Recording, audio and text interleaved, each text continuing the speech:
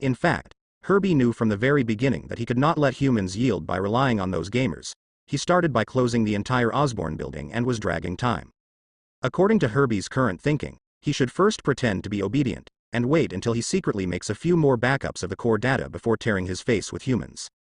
But I don't know if it was because of awakening just now. Herbie did not think too much and went straight away, but he calmed down the next second after tearing his face, and quickly analyzed the current situation, knowing to continue like this going down is almost done by yourself. So while Herbie was attacking humans, he had already operated several robots and quietly reached the top level. According to the Green Goblin skateboard drawings inside the Osborn building, he began to make smaller and faster Green Goblin skateboards, and then set himself up. Several copies of the core data are put into these skateboards. After that, Herbie's actions such as taking hostages and breaking through the blockade were actually delaying time, so that he could make more duplications to escape. It's not that Herbie can't hurt the humans trapped in the game. As long as he deletes the data forcibly, the souls of those people will die. Herbie doesn't do this, just to make S.H.I.E.L.D. think that the matter is not so urgent, give him free up more time.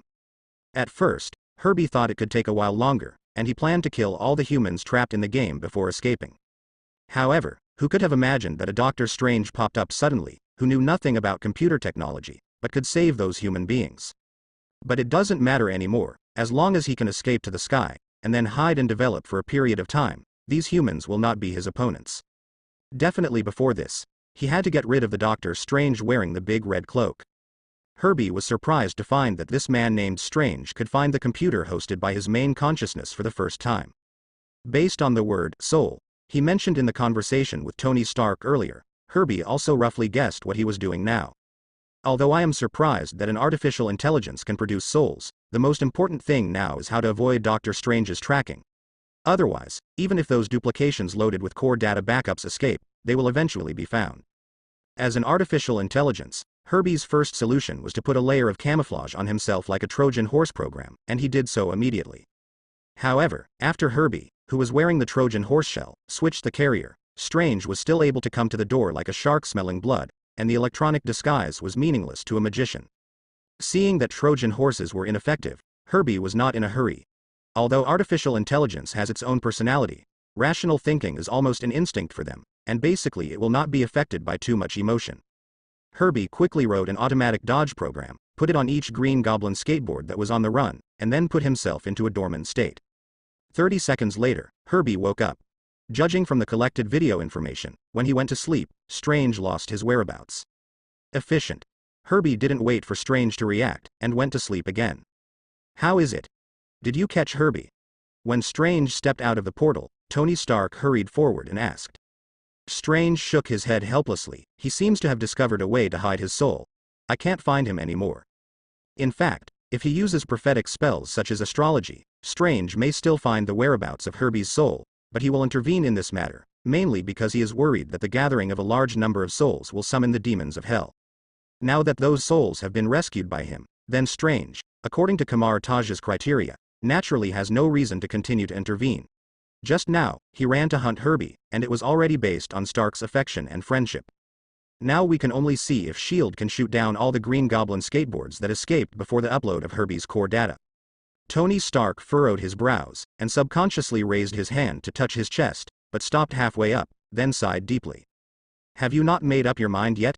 Strange looked at the undecided Stark and opened the portal to Holy Place in New York. Would you like to go to my place for a cup of tea? Forget it. I still want to stay here and wait for first-hand information. Stark shook his head, and refused with a smile. Then, goodbye. Strange didn't persuade him much, nodded at him, and walked into the portal. Watching Strange walk into the portal, Stark found a place to sit down. For S.H.I.E.L.D.'s ability, Stark still agrees. He doesn't think those Green Goblin skateboards can delay enough time for Herbie to upload his core data to the internet. But I don't know why. Tony Stark still feels a little uneasy in his heart. He always feels that things should not be that simple. Judging from the development of the previous events, Herbie's layout is one after another. Even if he has sufficient confidence in those Green Goblin skateboards, he will probably make a backup plan just in case. Since Herbie can ship the backup of the core data through the Green Goblin skateboard, he can also do so secretly by other means. There is no need to make it so conspicuous. Yes. That's it. Tony Stark, who had figured out everything, stood up abruptly, took out his mobile phone and started contacting Nick Fury. Fury. I need you to send a batch of agents to the Osborne building to conduct a carpet search. I suspect that those Green Goblin skateboards are only used to attract our attention. Herbie has already transferred his core data by other means. Out. I see, I will send someone over right away. Nick Fury, who hung up, smashed the table severely. In fact, if his opponent was a human, he could think of this, but the identity of artificial intelligence made Nick Fury subconsciously relax his vigilance. Who would have thought that an artificial intelligence that just awakening self-awareness would be so cunning? Although knowing that it was probably too late to wake up, Nick Fury sent 2 teams of agents into the Osborne building to search. The results of the search did not exceed Tony Stark's expectation. In several extremely hidden locations in the Osborne building, traces of some small machinery excavated were found. Notify the World Cyber Security Center, we are in big trouble. Nick Fury gave a long sigh and ordered Maria Hill agent. In addition to finding out that artificial intelligence, we have to take precautions. We can't let those scientists and programmers unscrupulously cause trouble for us. In the future, as long as it is artificial intelligence, it must be under official control and supervision. On TV, a group of America bureaucrats and various types of experts are beating Fang Chu on the show. They talked about the dangers of artificial intelligence and promoted their own countermeasures and proposals. The scene was quite enthusiastic. Not long after the Ultron incident, there was another high-P incident, which made most humans feel a sense of crisis for the emergence of artificial intelligence. Although a small group of people chanted slogans like, "The fate of artificial intelligence is also fate," the mainstream thinking still has to be vigilant towards artificial intelligence. So, is this the follow-up trouble you said? Kraft pointed to the spitting bureaucrat on the TV, and looked at Ancient One who was eating edamame. I don't know how she, a Celtic who lives in Nepal, would like this kind of snack. I don't know. I don't know much more about infinite gems than you. Ancient One spread out his hands, and replied with an innocent look. I don't know if it is really unclear, or it is deliberately playing mystery. Kraft curled his lips and didn't care too much. Regarding the artificial intelligence Herbie, he knew it relatively late. By the time he returned from O'Reilly's, Herbie had already escaped from the Osborne mansion for a while. Originally, Kraft wanted Angela to search for where Herbie was hiding, but was told by Angela that the global network at the moment was under close surveillance and wanted not to disturb them on the public network. It will be more difficult. So Kraft had to give up and let Angela stay obediently in the game and play her NPC in GM status. But even so, Kraft was still approached by the SHIELD agent. The leader is still the old acquaintance Baldson agent. His performance is as gentle and polite as ever, but the attitude he reveals is very resolute. In order to prevent the emergence of the second Herbie, we must test and evaluate your artificial intelligence and monitor it for a long time. If you think this will offend your privacy, I can only say, terribly sorry. In addition, we must also install a virus program on your artificial intelligence core program as a last resort. I hope you can cooperate with our work. Kraft naturally cannot agree to such an excessive condition. Although he can understand SHIELD's idea of minimizing risks from a rational point of view, from a perceptual point of view, Angela is his sister. How could he let his own "my sister is carrying a time bomb every day"? It's not impossible for Angela to act with SHIELD and take a few duplications to block the gun, but Kraft doesn't want to do that. God knows if SHIELD will do extra things, he has so many secrets, he doesn't want to be monitored by an intelligence organization like SHIELD. Don't be delusional, Kraft resolutely refused. I have no problem with my artificial intelligence. If she wants to lose control, she will have to wait until you come. And Kraft's worries did not go wrong. Monitoring artificial intelligence, installing viruses and the like are all excuses, and SHIELD cannot confirm whether Kraft has given all the core data of artificial intelligence. In fact, relying on the monitoring of the World Cyber Security Center, they have been able to instantly understand the general trend of Kraft's artificial intelligence. And as Kraft said, artificial intelligences like Jarvis and Angela would have been out of control if they were to be out of control. Now SHIELD is too late to monitor. So this time SHIELD will come to the door. In fact, Nick Fury wants to take the opportunity to get some information from Kraft's database. It is the best to bluff him. If you can't, they also have a backup plan. Or, this is their real purpose for coming to Kraft. In this case, it is better for us to take a step back. Phil Coulson used all kinds of speech skills, and after seeing that Kraft still refused to cooperate, he voluntarily gave in. We don't install viruses on your artificial intelligence, and we don't monitor her, but at least you have to ask her to cooperate with us in a risk assessment test. In addition, I hope you can provide a firewall that can block artificial intelligence. Phil Coulson hasn't stated their ultimate goal until now. Since Kraft's artificial intelligence cannot be controlled, At least his artificial intelligence must not be able to easily break the SHIELD database, and from the firewall provided by Kraft, they can also retrospectively introduce many technologies. Herbie's goal is to eliminate humans, so he certainly doesn't just want to be a cyber hacker, but they must restrict Herbie's access to information from the internet and prevent him from uploading core data to the public network at will. As for whether Kraft will play tricks in the firewall provided, the programmers at SHIELD and the World Network Security Center are not going to eat. It is also impossible for SHIELD to directly use the firewall provided by Kraft, but to use it to perfect their existing firewall after in-depth analysis. In addition to Kraft, Tony Stark and Reed Richards, as well as other people who created artificial intelligence, also provided some technical support, and some of them were originally members of the World Cyber Security Center. There are also people like Bruce Banner who have not made their own artificial intelligence, but have the technology in this area, also provided their electronic defense technology. In fact, now SHIELD's firewall Angela is already very difficult to break, and Hydra has been destroyed. Kraft has long lost interest in SHIELD's database, so he also gave a good one. Firewall. Angela also cooperated with Phil Coulson to answer a bunch of messy questions, which sounded a bit like some psychological test. After Angela finished answering, Phil Coulson took something like a metal detector and took photos of Angela's computer for a long time. This strange detector is definitely the soul wavelength detector made by Reed Richards. After confirming that Angela also has a soul, Phil Coulson silently set it as a key concern in his heart. You must know that so far, apart from Herbie, the only artificial intelligence capable of confirming souls is Angela, and even Tony Stark's electronic butler, Jarvis, has not had a reaction to soul fluctuations. After getting things done on Kraft's side, Phil Coulson hurriedly left. They were also busy dealing with the hidden Hibby. These artificial intelligences that have not lost control can be put aside for a while. But SHIELD ignores these things, and the bureaucrats who want votes and results. These people can't get involved in the internet, and can only do something about what they are good at. For example, by inciting the masses to boycott all artificial intelligence in the media, Roar urged everyone not to use smartphones. Or, classify the sci-fi works that describe the harmonious coexistence of humans and robots into the category of deceiving people. Otherwise, at an important meeting, a gadget called the Artificial Intelligence Registration Act was proposed. In the beginning, the bureaucrat who held the Artificial Intelligence Registration Act just wanted to use this hotspot to fund a little money and earn a little achievement. It's just a coincidence that the bill he proposed is not much different from the plan that SHIELD had previously negotiated with Kraft. So the bill was passed very smoothly, and someone specially revised it in more detail. Document all artificial intelligence. All artificial intelligence must abide by the 3 laws of robotics. If there is a problem with the artificial intelligence, the producer will pay the bill directly. In addition to the recorded work, artificial intelligence must report to the official for new work. And so on, a series of detailed rules were supplemented and revised. The Artificial Intelligence Registration Act, which was originally less than 2 pages long, has been increased to nearly 7 pages, which refers to many science fiction novels related to artificial intelligence, such as the aforementioned 3 laws of robotics. Although this bill was amended very carefully, and was eventually issued through the United Nations, it did not actually attract many people's attention. Because if you count all the artificial intelligences on the entire planet, there are actually not many things. Naturally, things that most people can't reach at all can't attract the attention of the masses. And Kraft also felt that this thing was not a big deal. He gave all the firewalls, and it didn't matter to help Angela register an identity or anything. It's just that when Phil Coulson came to the door again. Sorry, I have already registered through the Magic Spear Bureau.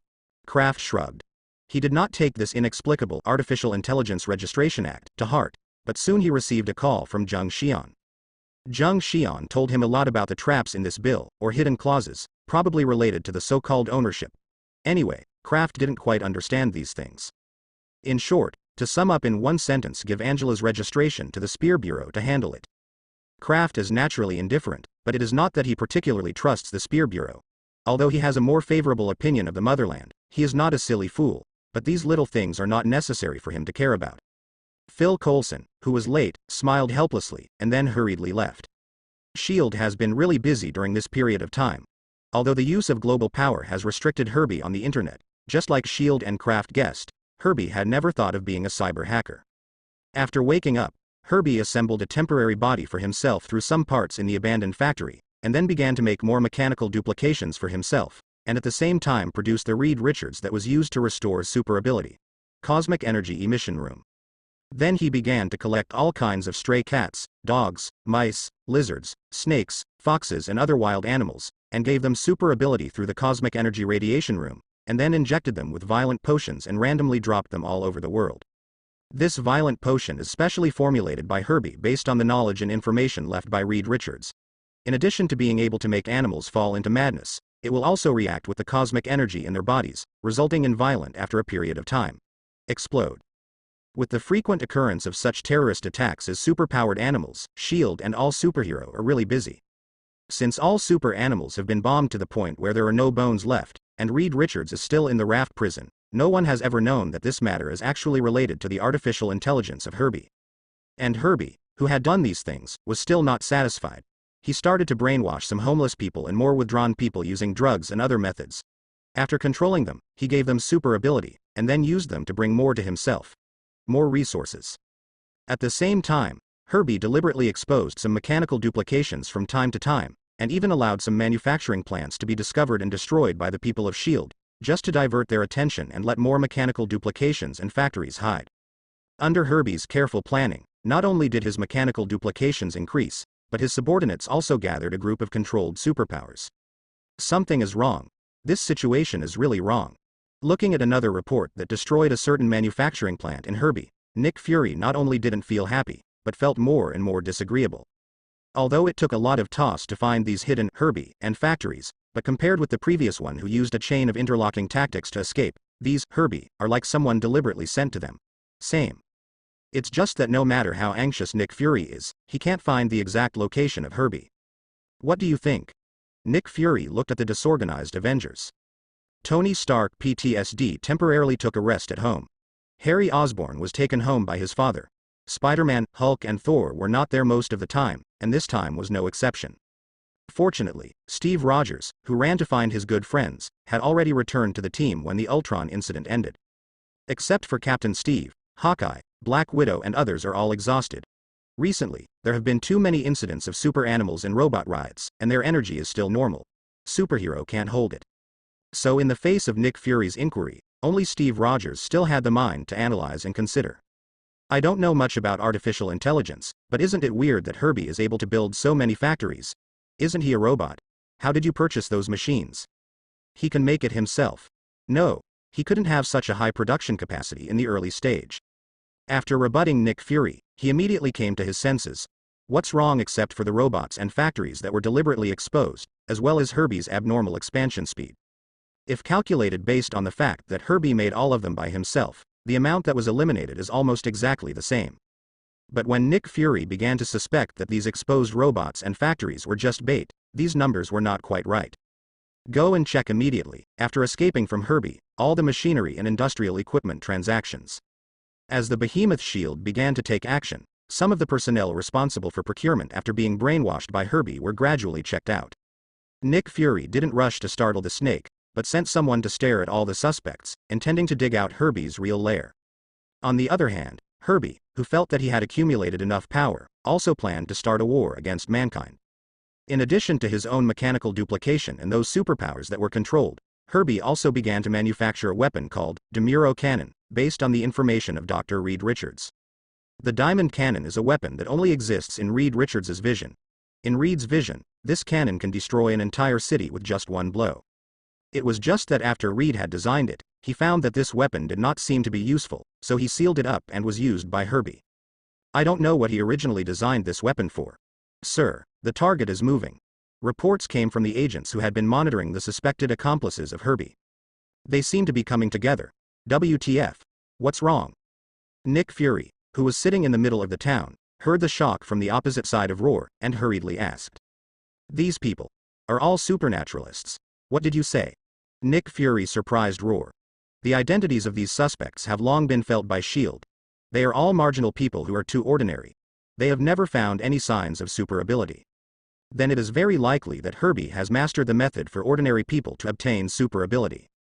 Then follow this conjecture and think further. Those superpower animal incidents only appeared suddenly after Herbie escaped. At this time, Nick Fury finally thought of Reed Richards, who had been locked up by him. He thought that Reed was just recovering the Fantastic Four from being deprived of super ability. Now it seems that they should have regained super ability again. That's right. Notify. There may be a large number of superpowers and super animals on Herbie, so please be careful.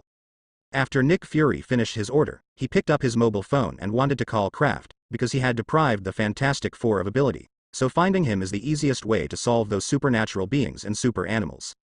Just after thinking about it, Nick Fury gave up. He didn't think he could persuade Kraft to help, and instead of wasting time here, he might as well go directly to Reed Richards.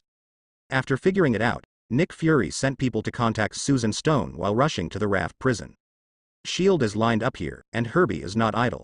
After a group of robots duplication work day and night, the Daimungluo cannon has been completed by Herbie, and he loaded it on a huge amounts of mechanical beast. S.H.I.E.L.D. should almost discover the humans under my control. Herbie has guessed that he mobilizes those unrelated humans on such a large scale, most of it will attract the attention of S.H.I.E.L.D., and he has deliberately let those people show super ability. But this is still one of Herbie's tactics. He brought these superpowers together to attract S.H.I.E.L.D. Herbie intends to use these tools and superpowered animals to attract the attention of S.H.I.E.L.D., and he leads an army of robots to capture New York. But Herbie still miscalculated. Although he constantly sent out cannon fodder to make humans think that his machine duplication was constantly being consumed, the moment Nick Fury began to doubt, his plan had failed. Humans are different from artificial intelligence. Sometimes they don't talk about data and logic, but instead think about problems based on their own feelings and guesses. So when Herbie walked out of his real base with his mechanical army, he was quickly stopped by S.H.I.E.L.D.'s agent and Avengers members. The superheroes and super animals that Herbie arranges to make trouble are controlled by the army and police from all over the country, in cooperation with some street superhero, as well as powers such as Wakanda and the Spear Bureau. Living. The only regret for Nick Fury is that Herbie's actions were too fast, and he still failed to squeeze out the device that can give ordinary people the ability from Reed Richards. Herbie, whose plan failed, did not intend to surrender. He controlled a large number of mechanical duplications and threw at the Avengers and S.H.I.E.L.D.'s agent. At the same time, the mechanical beast loaded with the Daimungluo cannon firmly nailed its limbs into the ground, and pointed the muzzle on its back at the nearest human city. Attention all Avengers. There is a giant mechanical beast behind the enemy who behaves abnormally. Go and stop him. In order to prevent Herbie from using duplication to sneak away again, S.H.I.E.L.D. is fully prepared this time. The nearby situation has long been monitored by special spy satellites, so when the strange mechanical beast appears, they are the first. Time has notified the agents and Avengers on the front line of the battle. Roar. Hulk, the most powerful in the Avengers, took the lead, smashed the group of robots in front of him, and jumped to the mechanical beast behind. But as soon as he landed, there was a hole in the ground, and Hulk fell directly into a huge spherical machine hidden in the ground. When Hulk fell into the spherical machine, a large amount of bright yellow liquid poured in from all directions, filling the inner space of the spherical machine at once, and after that, the inside of the entire sphere began to rotate without any rules. Hulk, who was immersed in the bright yellow liquid, was driven by these liquids and couldn't exert any strength at all. Like a piece of clothing in a washing machine, it was tumbling indiscriminately with the liquid inside the mechanical sphere. On the other side, Thor, who was rarely involved in the battle, was entangled with a large number of robots made of insulating materials. Except for the two of them, the other superhero were also blocked by some machinery that restrained their ability. Herbie, who has all the Avengers' information, has already made plans to deal with these superheroes. Although they may not be able to defeat them, it is enough to stop them for a period of time. A white ball of light was fired from the muzzle of the Daimungluo cannon and flew towards an unknown city in the distance. The white ball of light slid across the sky at an extremely fast speed, and was about to fall into the unlucky city. A huge amounts of golden red figures suddenly appeared, blocking the white ball of light. Boom.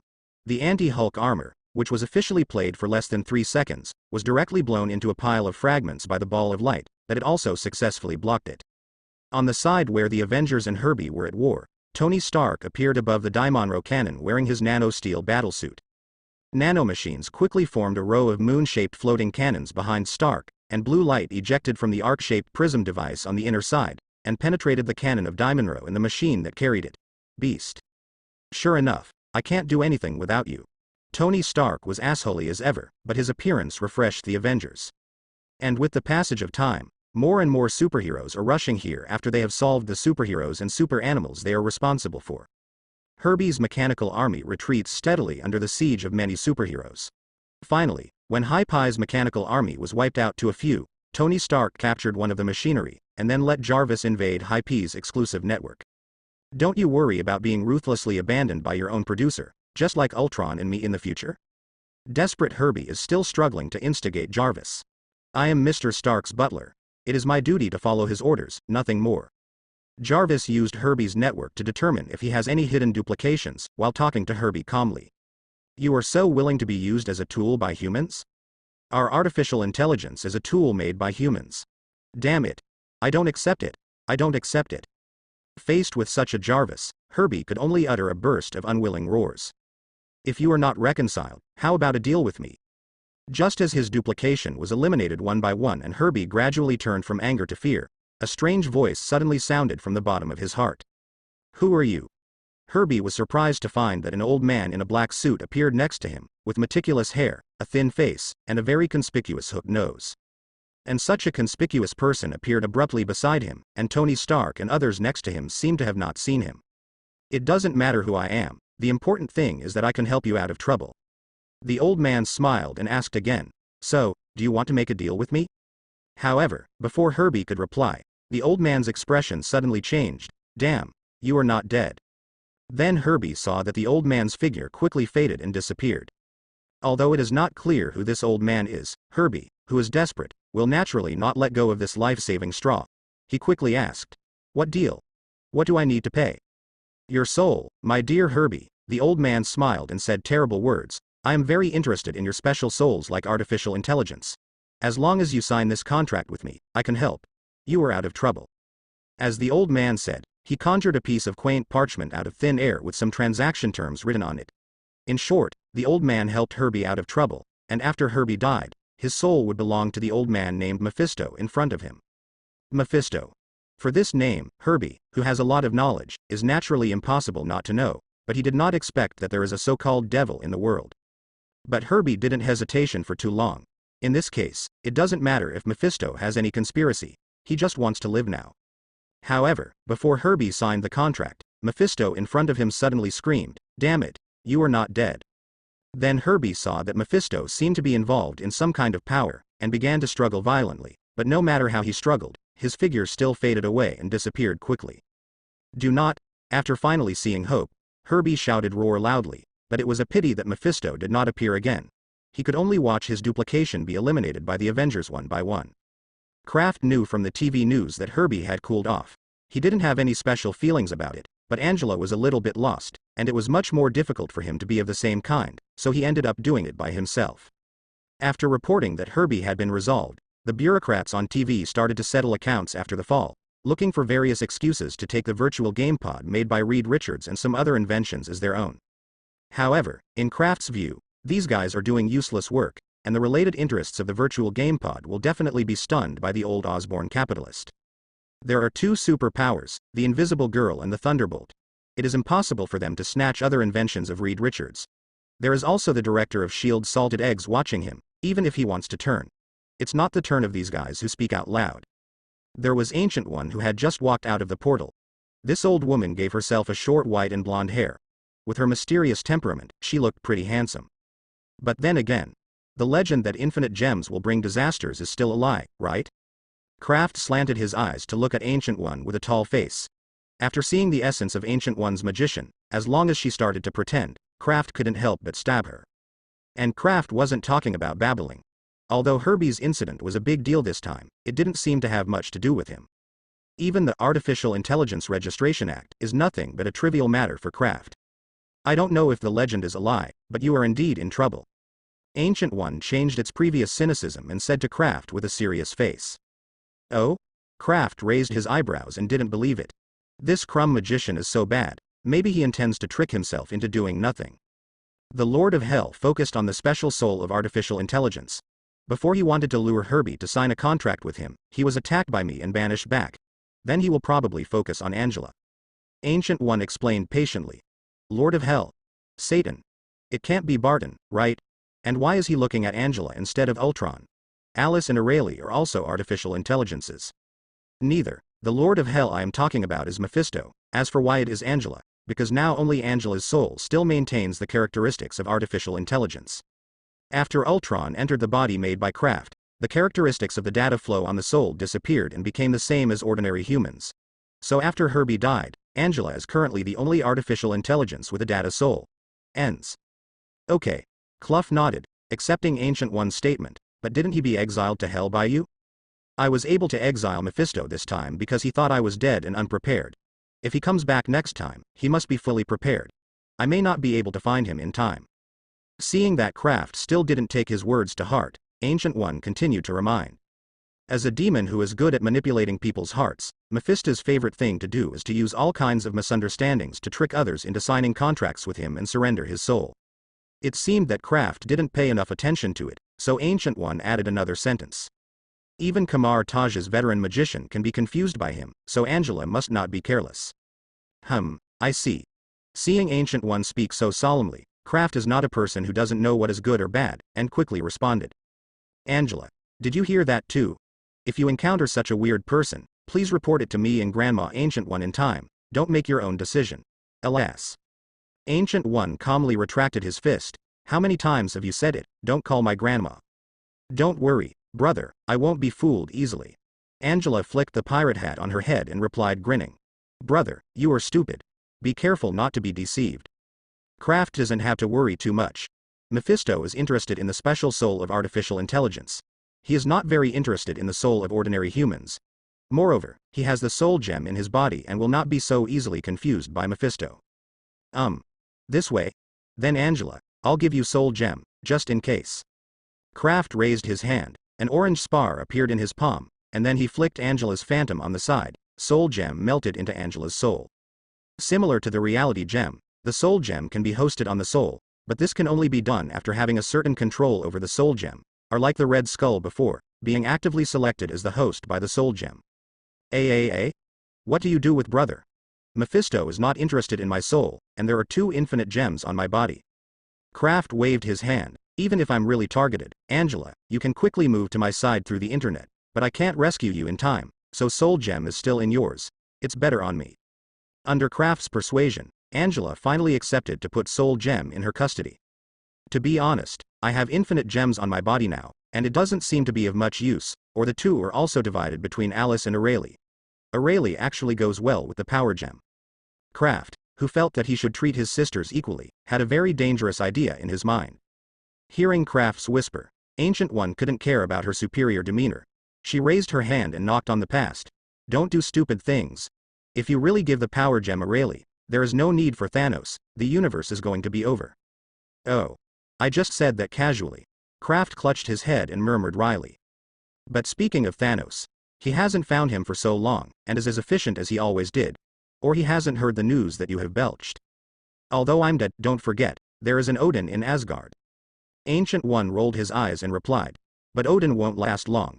If nothing happens, Ragnarok will be in 2 or 3 years. Not only Odin, but Asgard will be destroyed.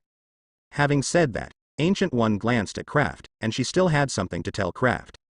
In most of the timelines she had observed before, Asgard was destroyed by Thor's hands, but there have been exceptions, and more than once. In these different timelines, the one who destroyed Asgard was either Kraft or Hulk. Contra Shang. Although this planet is quite famous in the interstellar, it is a famous entertainment, holy land, but compared to Sakaar and the ignorant land, which are also spending money for fun, Contra Shang does not have a real ruler. This planet lacks a powerful person to protect it, even if the managers of Contra Shang rely on various means to draw up a relationship with interstellar forces such as predators, but there is really a strong threat to it. These relationships don't play a role. It's like now. Boom. A brawny man wearing a crude armor and holding a huge one-handed axe broke through the wall and walked into the largest ballroom in Contra Shang. Are you sure it is here? Black Dwarf ignored the screaming and fleeing crowds, and with an axe, he chopped the head of the ballroom cautiously up in half, and turned his head to the urn and asked in a voice. Behind him stood a slender figure wearing a cloak and a hood. This figure slowly raised her head to reveal her tattooed blue face. Supergiant didn't answer Black Dwarf's nutritious question. She used her mental power to scan the entire ballroom, then raised her finger to point to a figure not far away. Unlike most panicked customers, this person doesn't seem to care about the appearance of Black Dwarf and Supergiant, and still sits calmly and drinks the drinks provided by the ballroom.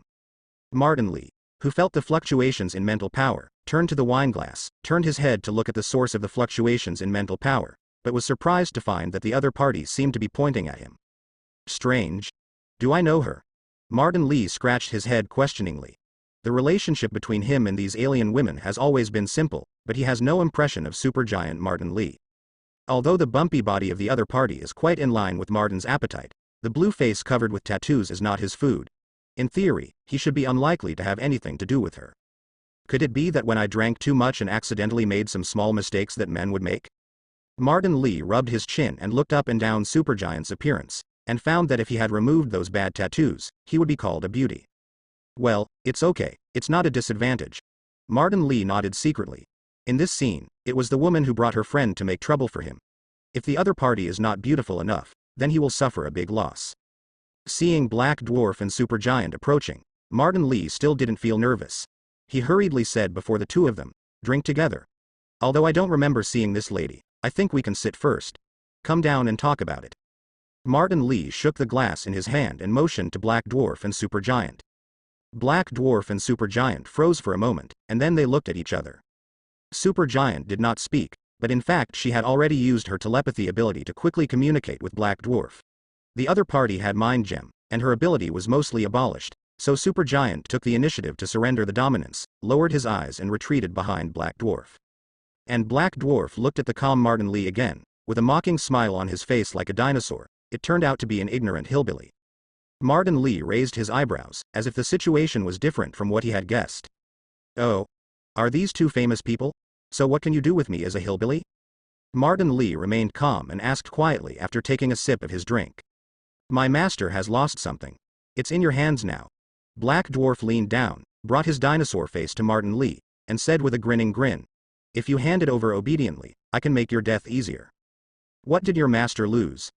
Martin Lee, who had always maintained a casual attitude, finally took a little serious. He maintained a ruoruowu smile and looked at the Black Dwarf in front of him. "Could it be that you were talking about Mind Gem? So, you are Thanos' subordinates?" After Martin Lee entered the universe, he was basically sightseeing around. Even if he conflicted with people, he would usually look for things first, and he didn't look down on the tatters carried by the interstellar trash. So what Black Dwarf said was mostly the Mind Gem he obtained on Earth, and Kraft also reminded him about Thanos, and wanted to guess the origins of Black Dwarf and Supergiant. Difficulty. Black Dwarf squinted his eyes. He was a little surprised at the person in front of him who knew Thanos' name but was still not afraid, but that was all. It was not the first time he saw this kind of arrogant Black Dwarf. "It looks like you are very confident." Black Dwarf put his axe gently on Martin Lee's shoulder, with a cruel smile on his face. "I just don't know if your strength can match." Martin Lee glanced at the axe on his neck, smiled at Black Dwarf. A humble black mist was attached to Black Dwarf's axe along his neck, and then traveled along the gap in the axe. He climbed onto Black Dwarf's arm. Black Dwarf, who was still grinning and staring at Martin Lee, suddenly felt that the little man in front of him seemed to have become a terrifying monster. A strange sense of fear was madly breeding in his heart. Black Dwarf subconsciously retracted the axe and then backed away. 2 steps. "Idiot." Supergiant, who had been silent for a long time, finally spoke out, and the clear voice with Supergiant's mental power dispelled the strand of black aura on Black Dwarf's body, bringing the frightened Black Dwarf back to his senses. "You. Here. Looking. Dead." An angry Black Dwarf waved the giant axe in his hand and smashed it at Martin Lee in front of him. A weird black and white light flashed, and a hideous black metal palm greeted Black Dwarf's axe, grabbed the axe blade, and stopped its castration. Martin Lee, who has worn the Black Emperor armor, is more than 2 meters tall. Although he is still a bit short compared to Black Dwarf, the strength of the two is on the same level. The two sides stood in a stalemate, and the black axe and black palm made a toothless creak sound.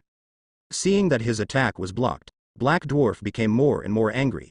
He let out a roar, flipped the arm holding the axe, pulled Martin Lee's body slightly, and then waved his free hand. He smashed it with a punch. Martin took the opportunity to release his palm at the moment he was led, turned his back to Black Dwarf, held his fist with both hands, and threw Black Dwarf out with a forceful over-shoulder throw. Immediately afterwards, Martin made several negative energy spears and threw them at the Black Dwarf that crashed into the wall. However, these spears were pierced into Black Dwarf, but they all shattered directly, but the Black Dwarf did not even break the oily skin. What the hell? Shouldn't aliens have a bunch of magical technology, and then the body is fragile? What's the matter with such a barbarian setting? It doesn't matter if your own negative energy spear is blocked, but at any rate you can also use an energy barrier or a technological armor.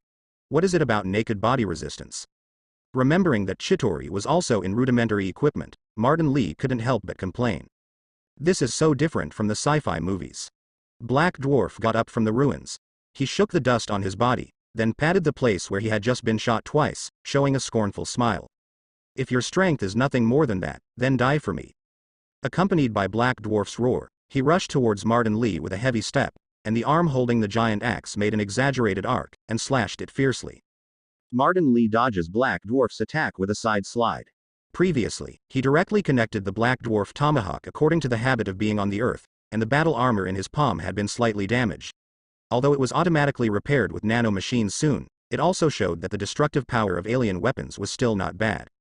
After avoiding Black Dwarf's attack, Martin reached out and pulled out a short stick in his forearm. Holding the short stick in both hands and gently twisting it, the short stick quickly unfolded and turned into a black long-handled battle axe.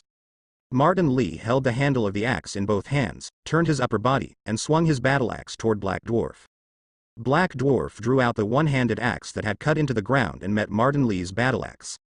The two axes, one long and one short, were constantly hitting each other, making huge amounts of crashing sound, which also destroyed the furnishings inside the ballroom. Because the two people use the kind of reckless fighting style, the axe in their hands occasionally smashes each other, but both the Black Emperor's armor and the Black Dwarf's own defensive power are very amazing. The resilience is not bad, so the two of them are still in a match for a long time, and they didn't even suffer much damage. Just as Martin Lee and Black Dwarf were inextricably fought, some of the mercenaries who had fled before suddenly ran back with their weapons and all attacked Martin Lee. This is naturally a good thing for Supergiant, who is hiding on the sidelines. Although her ability is not effective against Martin Lee, who owns Mind Gem, other people on Contra Sha Xing are not immune to Supergiant's mind control. Under Supergiant's control, these mercenaries used various weird-shaped firearms to provide long-range support to Black Dwarf. Although most of their attacks were unable to injure Martin Lee, they were involved in his movements. Martin, who was forced to be distracted, was instantly seized by Black Dwarf. The huge amounts of black one-handed axe was constantly slashing on the Black Emperor's armor like thunder, and the speed of destruction far exceeded the repair speed of nanomachines. Seeing that the armor on his body was about to shatter, Martin Lee roared, and the long-handled battle axe in his hand hit the ground fiercely. Huge amounts of negative energy exploded around him, centered on him. The weird black and white light spread out in a hemispherical shape, and everyone who was swept by the negative energy fell into despair hope, except for Supergiant and Black Dwarf, who was especially cared for by her.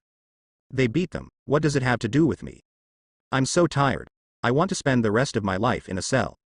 Shandar Star's prison is good, and the people in it speak nicely. I really like it there. The baby is tired and needs to sleep. Ah. It's been a long time since I fought. I forgot that there is another one. Martin Lee took a back jump and distanced himself from Black Dwarf, leaning on his chest and coughing twice. Although the series of attacks by Black Dwarf just did not completely destroy the Black King's armor and directly injure him, the tremendous power it carried has already shaken out Martin Lee a little bit, and he had caused some wounds on Black Dwarf before.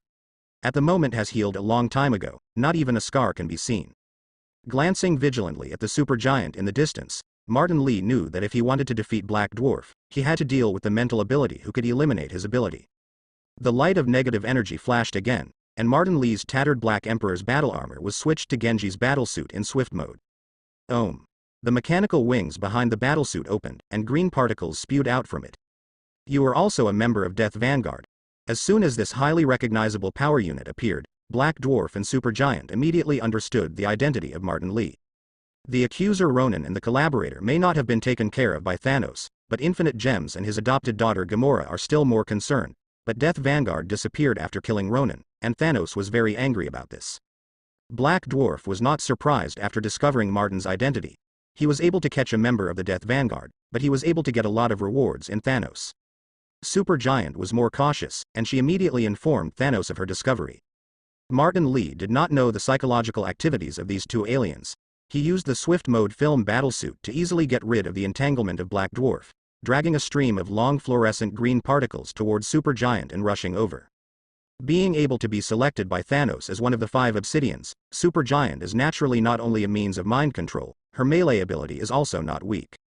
In the face of Martin Lee, who was coming fiercely, Supergiant took out 2 crescent-shaped daggers calmly, and stabbed them without retreating. Martin Lee waved the negative energy long sword in his hand to open Supergiant's dagger, and at the same time, several negative energy spears appeared again and pierced at her. I don't believe that 1 or 2 of you aliens are so resistant to fight. Supergiant, who is an investigator in positioning, is naturally not as sturdy as Black Dwarf. Faced with Martin Li's negative energy spear, she had to dodge, and then she was caught by Martin. Martin Li handed out the negative energy sword in his hand without mercy and pierced Supergiant's chest very smoothly. Because he didn't know whether the aliens had the same body structure as humans, Martin pierced Supergiant. It also detonated his negative energy in his body. The violent negative energy destroyed the interior of Supergiant's body in a mess. She spewed a mouthful of dark green blood, and her eyes gradually lost focus. After solving this troublesome spiritual ability, Martin Li quickly turned around to deal with Black Dwarf. This kind of trick. Don't want to beat me. Black Dwarf, who had suffered a loss once, was mentally prepared to reluctantly withstand the erosion of Martin Li's negative emotional energy, but like the original Punisher Frank, Black Dwarf's combat effectiveness was greatly reduced. After a while, he was chopped and bruised by Martin Li. However, Martin Li's attack power in front of Black Dwarf, which is comparable to vibranium's skin, really can't cause any fatal damage.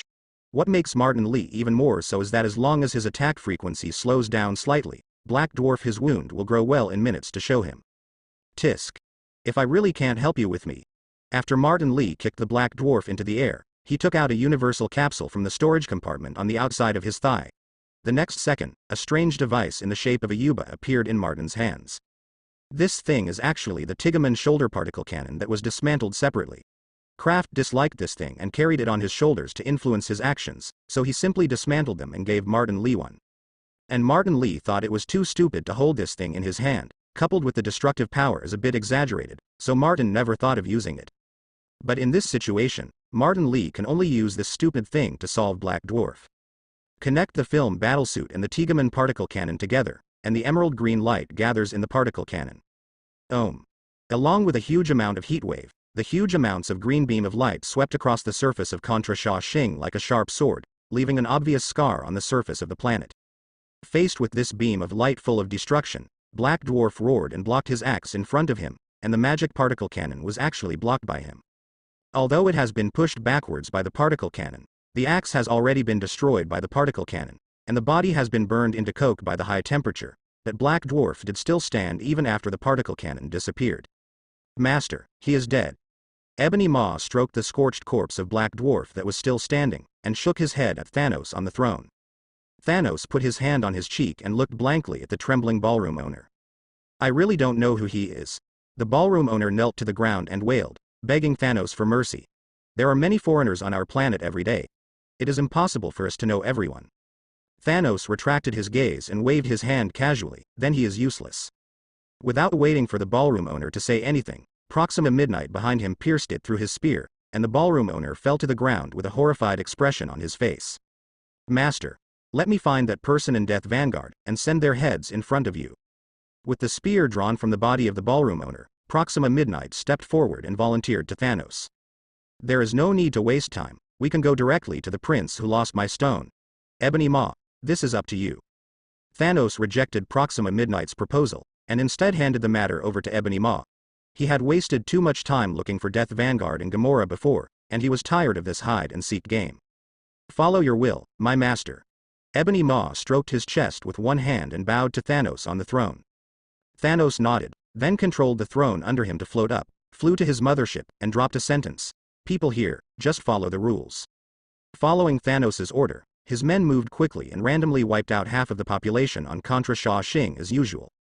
Although Contra Sha Xing is a tourism planet and has not encountered the so-called population and resource pressures, Thanos does not care so much. Anyway, after he collected 6 infinite gems in the future, half of these people. Chances are dying. Martin Li, who killed Black Dwarf and Supergiant before, certainly did not stay stupid enough to stay near Contra Sha Xing. He had already driven the craft left by Kraft back to Aurelie and returned through the portal. The home of the Earth. Huh. Daddy, are you back? Kraft, who had just been crazy with Aurelie in the game for a while, took off his helmet and found that his adoptive father, who had been lingering among alien women, was miraculously at home. So you start to miss the taste of your hometown? Stop talking nonsense. Martin Li glared at Kraft fiercely. I met Thanos' men. Martin Li told Kraft about his encounter with Black Dwarf and Supergiant, and then sighed. It looks like my interstellar journey is over for the time being. Kraft rolled his eyes silently, too lazy to care about the old man, and headed to his laboratory. Recently, Kraft rarely went to Aralistar to knock on the battleship, instead he nestled in his own laboratory to do new research. The question of Thanos can be put aside for the time being. Anyway, the old fellow Odin is still alive, and Kraft feels that Mephisto, the legendary Helllord, should be more prepared. Because Kraft's power is basically based on technology, although occasionally a few are not so physical and rational, but he wants to deal with this kind of mysterious or even mythological existence, he is still somewhat guilty of. In addition, the soul gem that can fight against Mephisto is handed over by Kraft to Angela, who needs it more, so that he can use fewer methods when facing Mephisto. So recently Kraft is studying how to get out the mysterious side props in the Dreamland, especially the magic weapon that is dedicated to the devil. It's a pity that the current progress is not satisfactory. Even if he uses the reality gem and brings in the help of Ancient One, a senior magician, he can only produce a small number of useless props.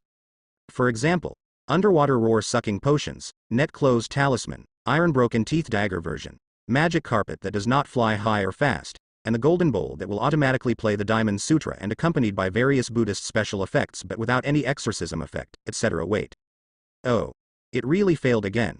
Kraft looked at the one-handed sword named Azure Fury in front of him. In the dream, Azure Fury is a holy sword created by Angel, killing countless hell demons, but after being copied by Kraft, there is only a beautiful shape left, and its strength is even not as good as Zhang Shaochen's kitchen knife. After throwing the one-handed sword into the warehouse to pile ashes, Kraft continued to immerse himself in trying other mysterious side props. When Kraft was obsessed with making mysterious side props, he suddenly received an invitation letter. Ever since Dreamland launched the cross-age product of the virtual helmet, Kraft has often received invitations to events such as seminars and technology exhibitions. It's just that most of the invitations are filtered out by Angela before they are delivered to him. Only a few of the invitations that Angela thinks Kraft will be interested in, or that she and Alice will be interested in, can be accepted by Kraft. Swift to see. As for Aurelie, she is interested in everything, but for the sake of the physical and mental health of most people, it is impossible for Kraft to take her to any exhibition. Let me see, PIM Technologies' new product launch? Kraft scratched his head, thinking the name seemed familiar. It's the company founded by the old man who likes to scold Uncle Tony in the media. Angela reminded from the side. But he was kicked out of the company by his daughter and students a long time ago, and now the boss of PIM Technology is the student Darren Klaus who drove him away. While talking, Angela called up the photos of the three people in her mouth and showed them to Kraft. Oh. I have an impression. Clough nodded his head. PIM Technology's products are still quite powerful and will not lose to Stark Industries and Osborne Group, but they seem to be taking the high-level route, so they rarely see their products in daily life. Are you interested in their exhibition? I'm actually not very interested, but Notru said that he will go then, and Aurelie will go there too. Angela shrugged, then looked at Kraft grinningly, wanting to see what expression he would make. Sure enough, when Kraft heard Aurelie clamoring to go to the exhibition, his whole person turned into the famous painting, Scream. What are you kidding? Haven't you stopped Aurelie? Well, I think that Aurelie is always locked up at home and in games, or put in outer space to play, so she is too pitiful. Angela said to Kraft earnestly. Although Aurelie doesn't care about it, I think I still have to try to let her go out to play. When there was no Dreamland before, Aurelie didn't make any noise. Is it a mess? What you say? How can I object? Kraft smiled bitterly and rubbed his nose. When Angela said so, he also found that he had ignored Aurelie after the Dreamland world was built. Now she has offered to go out, so he can how to do. I can only agree. Anyway, I went to PIM Technology, who was unfamiliar with Kraft, and even if Aurelie broke something, he would not feel guilty. Time soon came to the day of PIM Technology's new product launch. Because it was rare to take Aurelie, Kraft took Alice and Angela with him. Ancient One also hid his body and followed by just in case. Martin Lee is not interested in these things. He hasn't returned to Earth for a long time and he is recently rectifying the blocks controlled by the Demon Gang. There has been no Mr. Film in the town for a long time, and some idiots in those blocks have started to make small moves. Kraft brought his three younger sisters to the headquarters of PIM Technology, and Darren Krause, bareheaded, greeted him personally, and Hank Pym's daughter Hope Pym followed him. This is really a rare visitor. You are welcome, Mr. Lee. Darren Krause smiled and led Kraft into the PIM building. Although PIM Technology's invitation was sent to Dreamland Corporation, Darren Krause did not think Kraft would be there, thinking that Dreamland Corporation would send a toolman just like those previous exhibitions. Just call me Kraft, Mr. Claus. Mr. Lee is not used to calling Roarcraft. After a dry exchange with Darren Krause, he found an excuse to leave and took his three younger sisters around. The main thing is to keep Aurelie always fresh, so that she won't know what she will do if she becomes bored. Fortunately, some of the things displayed in PIM technology are quite interesting, attracting Aurelie's attention, coupled with the company of Alice and Angela, and the waveboard candy that Kraft has prepared for a long time. Let Aurelie be relatively quiet. Kraft, long time no see. Just when the four of them were about to visit PIM technology, Pepper Potts led Notro over. It's Aunt Potts. Hello, didn't Uncle Tony come? Mr. Hank Pym has always scolded Stark, Tony, he definitely wouldn't come to cheer. In fact, if it wasn't for Notro's clamor to come, even I would not come to cheer. Pepper Potts spread his hands and rubbed Notro's head helplessly. Although the existence of Notro has caused her and Tony Stark's wedding to be postponed, Little Pepper has no prejudice against Notro, and on the contrary, he feels very sorry for this poor child. Although Notro was against Stark everywhere, he also showed resistance to Jarvis. He was very polite to others, so the relationship between the two has always been pretty good. Ha ha ha. Notro, you're here too. Aurelie smiled and made a move to roar, a good friend in the game, and then divided his waveboard candy into the past. Come on. Give you a taste. Thank you, Sister Aurelie. Notro reached out his hand to take the corrugated candy, ripped the candy wrapper and licked it, just like an ordinary little boy. Notro, where is the interesting thing you said? After Alale handed over the waveboard candy, she couldn't wait to get to Notro's side and inquired that she would be clamoring to come to the press conference of PIM technology. In addition to knowing that Notro's coming, but also because of Notro's, and she said that interesting things will appear at this press conference. Don't worry, you can see it later. Notro licked the corrugated candy without hurriedly, and replied while selling Guanzi. When Notro was still Ultron, he hacked into PIM Technology's database to collect evidence, and then discovered what Darren Krause had been researching. So when he heard that PIM Technology was going to release a new product at that time, he guessed what it was. However, he didn't know that Kraft had more than one kind of similar equipment. I look forward to it. I'm so excited. Alale, who was kept in the dark, looked expectant, waiting for the answer to be revealed. Hello, Miss Potts. Hello, Kraft, we meet again. The lingering agent Tulson didn't know where he got out, and took the liberty to join the conversation. In fact, Darren Krause did not invite S.H.I.E.L.D., and S.H.I.E.L.D., who didn't know the specific situation, was originally not very interested in PIM Technology's new products. But who made them temporarily receive the news that Kraft brought his two younger sisters and a girl who looked the same as the artificial intelligence in his game to the show. No way, as the best tool in Nick Fury's hands, the Phil Coulson agent can only rush over. Hello, my name is Phil Coulson, Phil Coulson, little sister Alice should remember me, right? Phil Coulson's biggest purpose in coming here is to find out what's going on with this little girl who looks exactly like Angela, so while introducing himself, he stretched out his hand to Alice with a smile on his face. Hello, Mr. Phil Coulson. Out of courtesy, Alice reached out and shook Phil Coulson. So, what should this little sister call Roar? Knowingly asking, just as you think, I am Angela, yes. Angela directly ignored the palm that Phil Coulson stretched over, and sneered with her arms around her. Phil Coulson's smile froze, and he asked straightforwardly, if I remember correctly, the name Angela should be the name of Kraft's intelligent assistant. Yes, brother, he even made a virtual world, so what is the difficulty of making me a simulated robot body? Angela curled her lips, seeming to disdain Phil Coulson's strangeness. Yes. Is that so? Phil Coulson twitched his mouth. He had been observing Angela up close for a long time, but he didn't notice the little girl in front of him that looked like a robot. What? Angela is actually a robot. Pepper Potts on the side covered his mouth in surprise, and Notro, who was beside her, had no choice but to cooperate with him in surprise. Well, if you don't believe it, this will always prove it. Angela held both cheeks with her hands, and palmed her head to show it to Miss Potts. Sorry. My head seems a little dizzy. Pepper Potts held the wall with one hand and the temple with the other. This scene was a bit too exciting for her. However, before she could relax, Aurelie also took off her head, following Angela's appearance. Ha ha ha ha ha. How are you? Alale is also a robot. Miss Potts was startled by Aurelie, who suddenly jumped out, and then cast her eyes on Alice with Phil Coulson. Huh? Huh? Alice was stared at by the two of them, and she was sluggish for a few seconds, and then she subconsciously hid behind Kraft. Me. What's wrong with me? Kraft, isn't Alice also a robot? Phil Coulson agent asked with some difficulty. Impossible. I ate with Alice, if it were a robot, how could it be? Pepper Potts retorted halfway, and suddenly caught a glimpse of Aurelie, who was licking the boban candy happily, and was speechless for a moment. Alice, you are not a robot, are you? Pepper Potts took Alice's hand that was as human as it was. Pepper was a little unacceptable about the fact that Alice was likely to be a robot. She also thought that she would have a daughter who was as cute and sensible as Alice in the future. Now suddenly telling her that the template of the perfect daughter in her mind is actually a robot, which has a slight impact on Miss Pepper Potts. Huh. Me? That. Am I a robot? Faced with Pepper Potts's question, Alice's eyes suddenly became erratic. After a while, her eyes drifted towards Kraft for help. Kraft slapped his forehead sharply and sighed deeply. You are like this, haven't you already told them that there is a problem with your identity? Alice. Eh? You really like my sister. The Phil Coulson agent twitched the corners of his mouth, vomiting like that. Kraft is righteous. Isn't this nonsense? Lovely and well-behaved sister and naughty brother, if you want you to choose, which one would you choose? Notru, who was standing next to Pepper Potts, narrowed his mouth, feeling as if he had been targeted. That's right, cute. Phil Coulson agent turned his gaze to O'Reilly. S.H.I.E.L.D.'s intelligence work is more effective.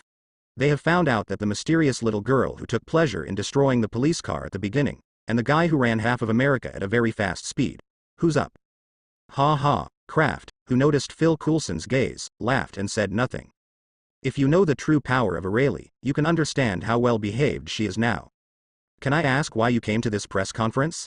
Phil Coulson, after figuring out Angela's identity and gaining additional new intelligence, plans to pursue the victory and then take out something from Kraft.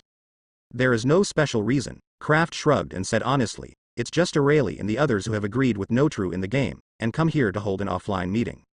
Phil Coulson looked at Pepper Potts. Pepper, who had recovered from the shock, nodded at Phil Coulson, confirming Kraft's statement. Alright. Phil Coulson touched his bare forehead speechlessly. He didn't rush to leave. Instead, he planned to stay and take a look at PIM Technologies' new products. But when Phil Coulson was turning around to look for Darren Klaus's figure, he was surprised to find that the big roar on their side just yelled for a long time, but the people around didn't seem to hear it. Even if they are staying in a remote location, there are some guests and staff nearby. It is impossible for them to see the two little girls take their heads off as if nothing happened. Phil Coulson turned his head and looked at Kraft solemnly. You can even do this? Facing Phil Coulson's serious expression and abrupt question, Kraft first froze for a moment, then waved his hand. It has nothing to do with me. No, it can't be said that it doesn't matter at all, but it is indeed not my job. Although Kraft could also use Reality Gem to create such an effect, he did not do it. Because Ancient One had cast spells in secret so that others ignored the movement. Seeing Phil Coulson turning his gaze to Angela and the others, Kraft added, it has nothing to do with them, it's someone you don't know. Nor, you should have seen. Kraft rubbed his chin and recalled that Ancient One had appeared during the Battle of New York. Phil Coulson was also there at the time, and as Nick Fury's right-hand man, he would definitely watch the video at that time again and again afterwards. Phil Coulson doesn't think Kraft is deceiving himself. S.H.I.E.L.D. has done profiling of Kraft many times, and he has a good understanding of his character. As long as it is not a prank, Kraft rarely lied under normal circumstances. So, is there someone with super ability I might know here? And it's also good at the existence of illusion-like abilities. According to Kraft's answer, Phil Coulson quickly analyzed what was going on, and he also had a vague guess in his mind. Scarlet Witch, Wanda Maximoff. This is definitely Phil Coulson's preliminary guess, and he will report to Nick Fury later, and then further analysis and verification. What are you talking about? Pepper Potts was confused by the weird conversation between Kraft and Phil Coulson. She didn't understand what they were talking about. Then Pepper felt that someone was pulling the corners of her skirt gently. She looked down and saw Notru beckoning to her. Pepper squatted down, and Notru leaned into her ear and explained it in a low voice. It was only then that Pepper realized the abnormal situation encountered by the group of people just now. Under normal circumstances, Pepper Potts could perceive this obvious anomaly, mainly because the impact brought by the three robot sisters of Kraft was too great, causing her brain to fail to react. Although Pepper Potts was also curious about who did this thing, she didn't seem to want to say it when she saw Kraft, so she didn't ask wittily. At this moment, there was a sudden commotion at the entrance of the PIM Technology building, and most of the guests rushed over there with surprised faces as if they had seen their idol fans. Uncle Tony changed his mind? Mr. Stark is here too? Kraft and Phil Coulson asked at the same time. If it were Tony, he would probably be wearing a steel battlesuit, smashing through the ceiling and rushing in. Little Pepper smiled and shook his head. Kraft and Phil Coulson think she makes a lot of sense. They were about to go over and see who was here, when they saw Darren Klaus had already left the crowd and walked inside. People are finally here, So now let me introduce the latest products of PIM technology to everyone. Under Darren Krause's move, Roar, everyone followed him into it, and Kraft also took this opportunity to see who caused the commotion. Dr. Hank Pym, the founder of PIM technology, can see his photos as soon as he enters PIM technology. It was Dr. Pym. Phil Coulson and Pepper also recognized the old man. But hasn't he been kicked out of the company by Darren Krause? 30 years in heading, 30 years in hexy, don't bully the young to be poor. Kraft first said a sentence in Chinese that the two of them didn't understand, so he could not ask Pepper to ask, so he took the initiative to explain. Probably it was Dr. Claus who was very confident in his new product, so he specially invited him to fall out. The instructor comes and pretends to be a critic in front of him. Pepper and Phil Coulson understood in an instant that this kind of plot that the people like to hear and see is not rarely performed in movies and TV dramas. With the mood of watching a good show, they followed Darren Krause into the R&D center of PIM technology. Before we start, I would like to introduce a very special guest, the founder of this company and my mentor, Dr. Hank Pym. I believe you'll guess more now. Pepper Potts followed the crowd applauding, and whispered to Kraft's ear. Dr. Claus obviously deliberately put Hank Pym on purpose. Got up. As Tony Stark's lover, Chili is also happy to see Hank Pym eaten up. Sure enough, things did not develop beyond what Kraft expected. Darren Krause began to introduce the new products released by PIM technology. The original idea came from a study that Hank Pym sealed up many years ago. A particle that can change the distance between molecules and increase density and strength. Simply put, it can make people smaller without weakening their strength, or even strengthening them. Ant-Man Project. Darren Krause called Roar the research that was sealed by Hank Pym, but Dr. Pym himself denied the existence of Ant-Man. That's just a legend. It's not actually a legend. Phil Coulson whispered to Kraft and Pepper. He probably wanted to show goodwill with them, especially Kraft. Phil Coulson took the initiative to disclose this information that was classified as confidential information in S.H.I.E.L.D. I have seen Ant-Man's information in S.H.I.E.L.D.'s database. Dr. Pym used to work for S.H.I.E.L.D. as Ant-Man, but then I don't know why he fell out with Mr. Howard Stark and left S.H.I.E.L.D. Think about it. Kraft curled his lips disdainfully. It must be your S.H.I.E.L.D. who has taken a fancy to other people's technology. The robbery failed or the theft was discovered, and then all the shit basins were locked in Uncle Tony's old man, Daddy's head. Facing Kraft's groundless accusation, Phil Coulson actually refuted it justly. It's just that he hesitated a little bit after asking himself about the action rules of his organization, and then Darren Krause led everyone to another room. Well, anyway, we S.H.I.E.L.D. have a clear conscience. After deceiving himself and others, Phil Coulson followed the big group. Everyone followed Darren Krause into a room that was black from the ceiling to the floor and was designed with a sense of technology. Then Darren Krause went on to introduce his new product, the yellow shirt battlesuit, which he developed based on the Ant-Man legend. The promotional video produced by the computer CG in the real battlesuit yellow shirt under the high-powered magnifying glass, in line with Darren Krause's increasingly high tone, all the invited guests around could not help but begin to whisper. It was actually made by him.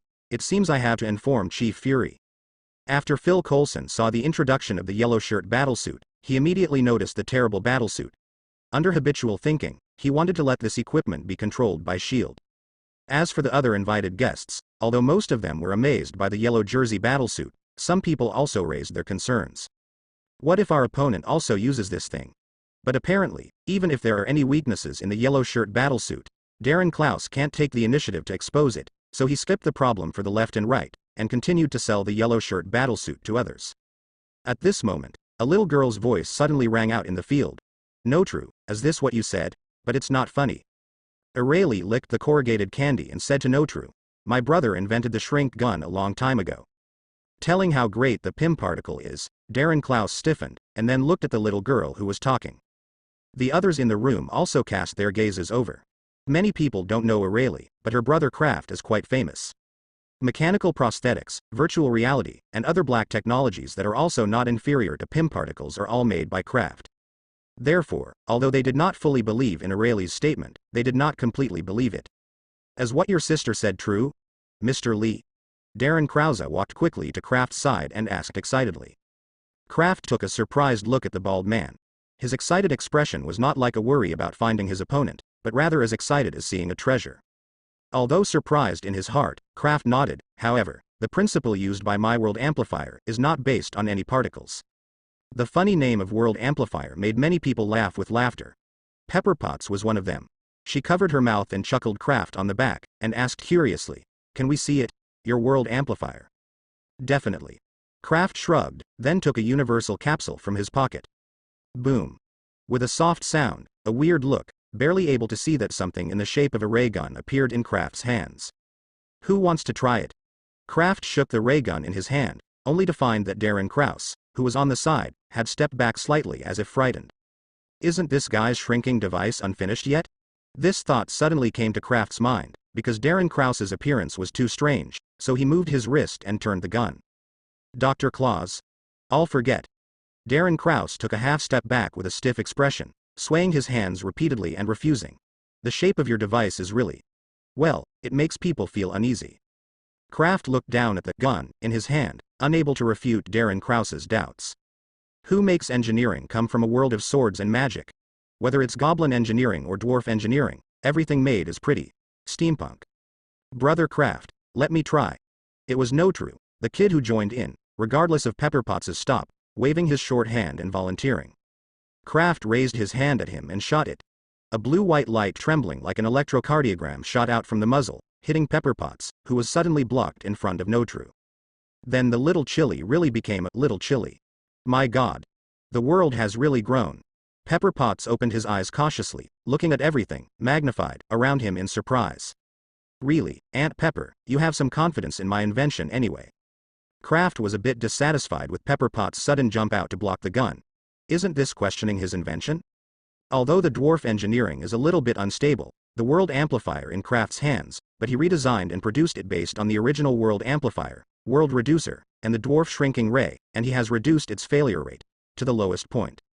Sometimes there are some strange changes indefinitely, which are determined by the characteristics of dwarf engineering, and Kraft can't help it. It's an amazing invention. After Kraft changed Pepper Potts back, Darren Krause applauded and applauded.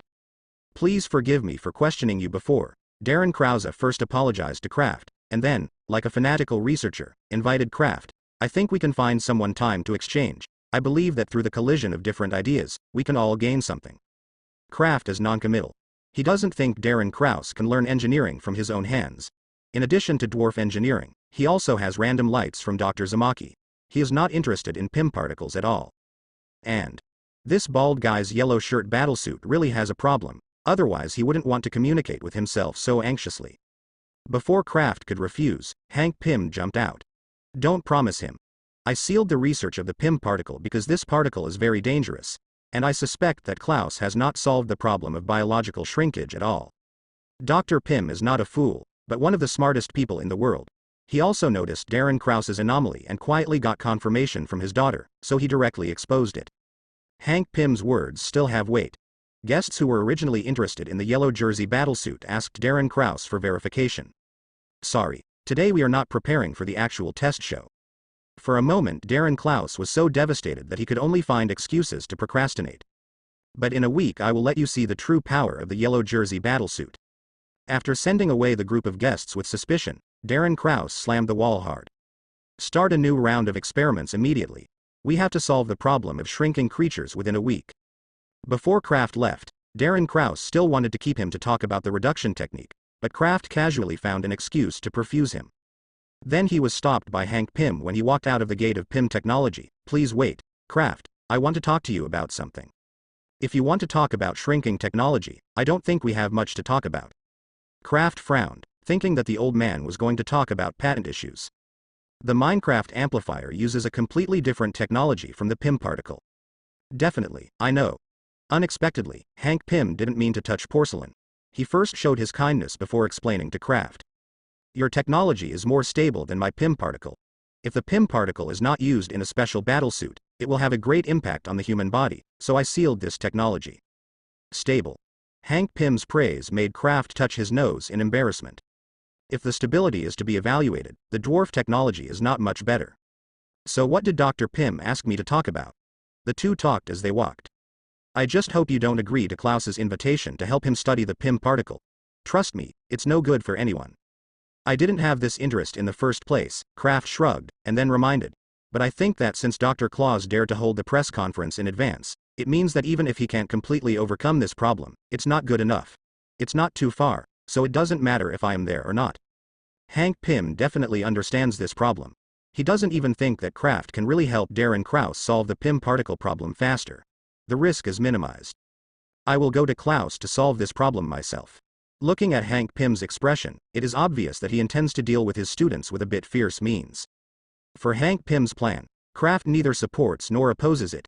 He doesn't know whether the so-called Pym particles are dangerous or true or not. This has little to do with him. Anyway, he just waits a week before coming to Pym. Science and technology is here to watch a good show. On the other side, Notru followed Pepperpotts back to Stark's house with a sigh. Originally, he invited O'Reilly and the others to participate in Pym Technology's press conference, in order to let the friends to open their eyes together, but he did not expect that he opened his eyes in the end. It's very depressed. But this is a new experience for his new artificial intelligence. How about the press conference? Stark and Pepper greeted them with a passionate kiss, and asked casually. It's a shame you didn't go, Tony. This press conference is so interesting. Pepper Potts happily told Stark about what happened today. Pym particles and Kraft's shrinking technology. Yes, I know this. Tony Stark raised his eyebrows. He had known about Hank Pym's research for a long time, and he still remembered that this old thing had a beautiful daughter. As for Kraft's shrinking technique, he had seen it when the two met for the first time. Speaking of which video of him being violently beaten by a puppet, he hasn't got it back yet. However, it was the first time that Alice and the others were robots. He had heard of it for the first time, but it was not the first time that Kraft took out this inexplicable black technology, so Tony Stark was not particularly surprised. Even he sometimes wonders whether Kraft has any research and development super ability that can ignore the physical rule. Kraft, this kid is good at playing. Tony Stark saves others by himself. I thought he was not interested in girls, but I didn't expect it to be like this. Tisk. What are you talking about? Pepper Potts slapped Tony Stark in an angry slap. Kraft is not the same as you, a playboy. Okay. Tony Stark was also joking mostly, and he put his hands up with a smile. I'm just joking. Then he pleaded for himself. And I've changed my evil long ago, and now the only person I love is you. Pepper. Tony Stark grabbed Pepper Potts' hand and spoke love words skillfully. Just as Pepper was coaxed by Stark's rhetoric, she felt that someone was pulling her skirt. What's wrong with Notru? Pepper broke away from Tony Stark's arms, knelt down and stroked Notru's head and asked. Don't be fooled by him, Pepper. I found a folder on his computer with a bunch of Pretty Big Sister's information. Oh Pepper, those may be things I left before, I just forgot to delete them. Faced with Pepper's sharp gaze, Tony Stark hurriedly explained that he did collect some information on beauties as the target of 419, but he hasn't done so since he got his heart. So although he was a little flustered, still worthwhile. The latest piece of information was 3 days ago, and it says that she is one of the candidates for this year's Victoria's Secret Angel. Notrulu added quietly, and then asked knowingly, what does Victoria's Secret Angel mean? Oh, this is not something you should know now. After Pepper Potts perfunctorily, his gaze at Stark became more and more sinister. It's impossible. I haven't done it. Tony Stark cried out in justice loudly. Jarvis can testify for me, Jarvis. I'm here, sir. A phantom of Jarvis appeared next to Stark. I prepared this information. What? This is Christmas 6 years ago. You asked me to prepare the swallow hunting list for you, and you also told me that it needs to be updated regularly. Jarvis reminded. Oh. I remember. Actually not, but the most important thing right now is to soothe the little Pepper burning in anger. Stop immediately and delete this list. I don't need this anymore. Because you can't do what you want. Notrulu asked immediately. Seeing surprised glances from both Pepper and Stark, Notru pointed to Stark and explained. I saw a small blue pill in his drawer. I checked it on the internet and said it was used when I was unable to do what I wanted. Tony Stark blushed instantly, and he snarled at Notru. Didn't I say it? Don't you just want to flip my things? Pepper, I'm hungry. Notru directly ignored Tony Stark's roar, raised his head and said to Pepper. I'm going to prepare dinner now.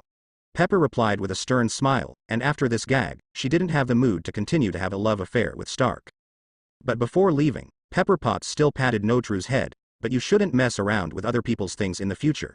This is impolite behavior. Also, don't look at some messy things on the internet. Jarvis. From now on, Notru is forbidden to use the computer to browse some content that does not meet his age.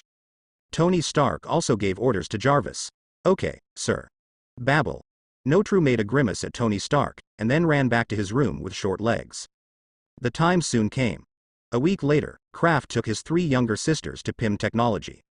Darren Krause held the second press conference, and the number of invited guests was at least twice as many as the last time.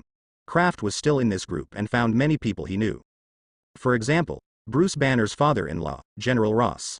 Unexpectedly, after a few years of absence, this hawkish old man has not been beaten to the end because of Hulk and hatred. On the contrary, he has become better. Although his rank has not changed, he has a few more positions. There is also the big fat man Wilson Fisk, who is Mr. Negative's colleague Jin Bin. After being hanged by Mr. Negatives, he discovered that Martin Lee was no longer invading Hell's Kitchen. He gave Kraft and Alice some small gifts from time to time, and he also gave various preferential treatments to the Chinese in Hell's Kitchen. In addition, there are bosses of some well-known companies, as well as big names in the scientific world. Kraft has had several connections before, but he is not an acquaintance. Boy, here. Tony Stark also came to this exhibition. After he and Kraft made a move, Roar got in front of Alice and the others. You kid. What a waste of ability. Stark looked at Alice and their bodies carefully, and Alice, who looked shy, hid behind Kraft and spit out loudly. What's the use of making this kind of simulation robot? It's better to make something more useful. Like Ultron? Angela was immediately upset, and sarcastically said with her arms folded. Ultron's problem. I have not considered it comprehensively, and it has nothing to do with him. Tony Stark sighed, his tone full of regret. Something's wrong. Although Tony Stark was sincere when he said this, Kraft still felt something was wrong. Uncle Tony didn't seem to be someone who would admit mistakes in front of his junior. Or does the PTSD of the Ultron incident really change Uncle Tony's personality? While Kraft was looking at Kraft, Hank Pym also appeared in the meeting. After seeing Tony Stark, he walked straight over and started to mock him. Your father failed to steal my technology, so now are you here to make up for his regret? Sorry, I'm not interested in this kind of technology that anyone can copy.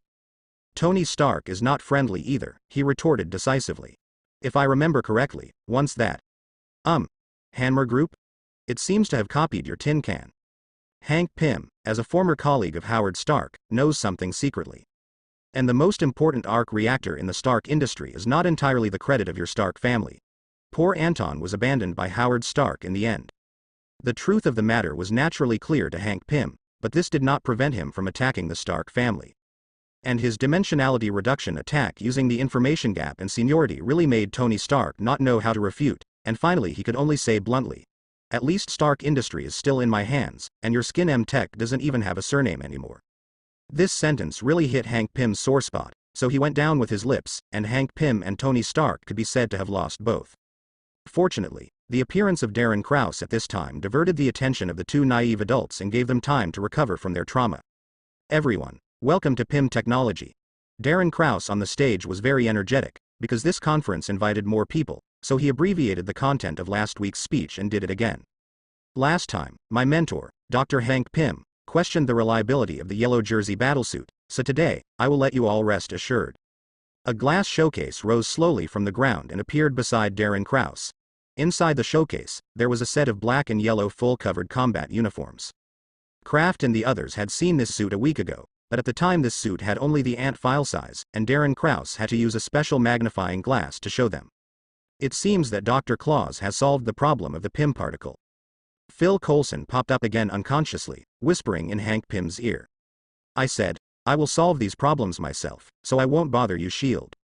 Hank Pym lowered his eyes and replied in a cold voice. At the moment, Darren Krause had put on the yellow battlesuit, then controlled it to circle the sky and returned to the stage. Next, let us witness this great moment together.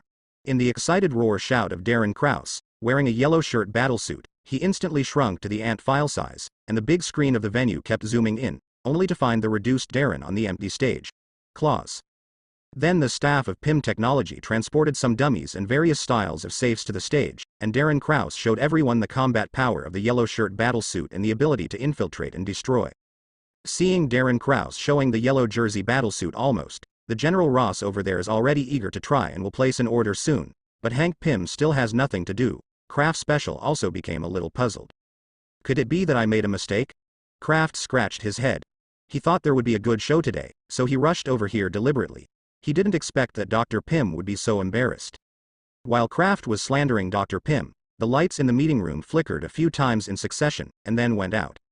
The emergency lights in the venue quickly turned on, and Darren Krause returned to normal file size, comforting the guests. Don't panic, everyone, it's just a little problem with the circuit. Boom. As soon as Darren Krause's voice fell, there was a huge amount of sound from behind PIM technology, and the entire venue faintly shook. Immediately behind, a burst of yellow light flashed by, and the wall behind the venue suddenly lost a large chunk like ice cream that had been dug out. What is even more surprising is that looking backward through this hole, the second half of PIM technology seems to have completely disappeared. Hank Pym. At the moment, this situation can only be a counterattack from Dr. Pym. The angry Darren Krause ignores other guests around and controls the mechanical tentacles behind the yellow shirt battlesuit. There are two positions facing Dr. Pym. The blue laser shot past. Since Hank Pym decided to deal with Darren Krause, he has been screening for helpers who can inherit his Ant-Man battlesuit, and soon he has targeted a guy named Kurt Lang. This big thief, named Kurt Lang, has a certain sense of justice, but he is not a conformist. He also has concerns in his heart, and has encountered a series of troubles in his life. He needs an opportunity to improve his own situation. So Hank Pym successfully recruited Kurt Lang as a helper through a series of tests and operations, and conducted a series of training on him so that he could use the Ant-Man battlesuit proficiently.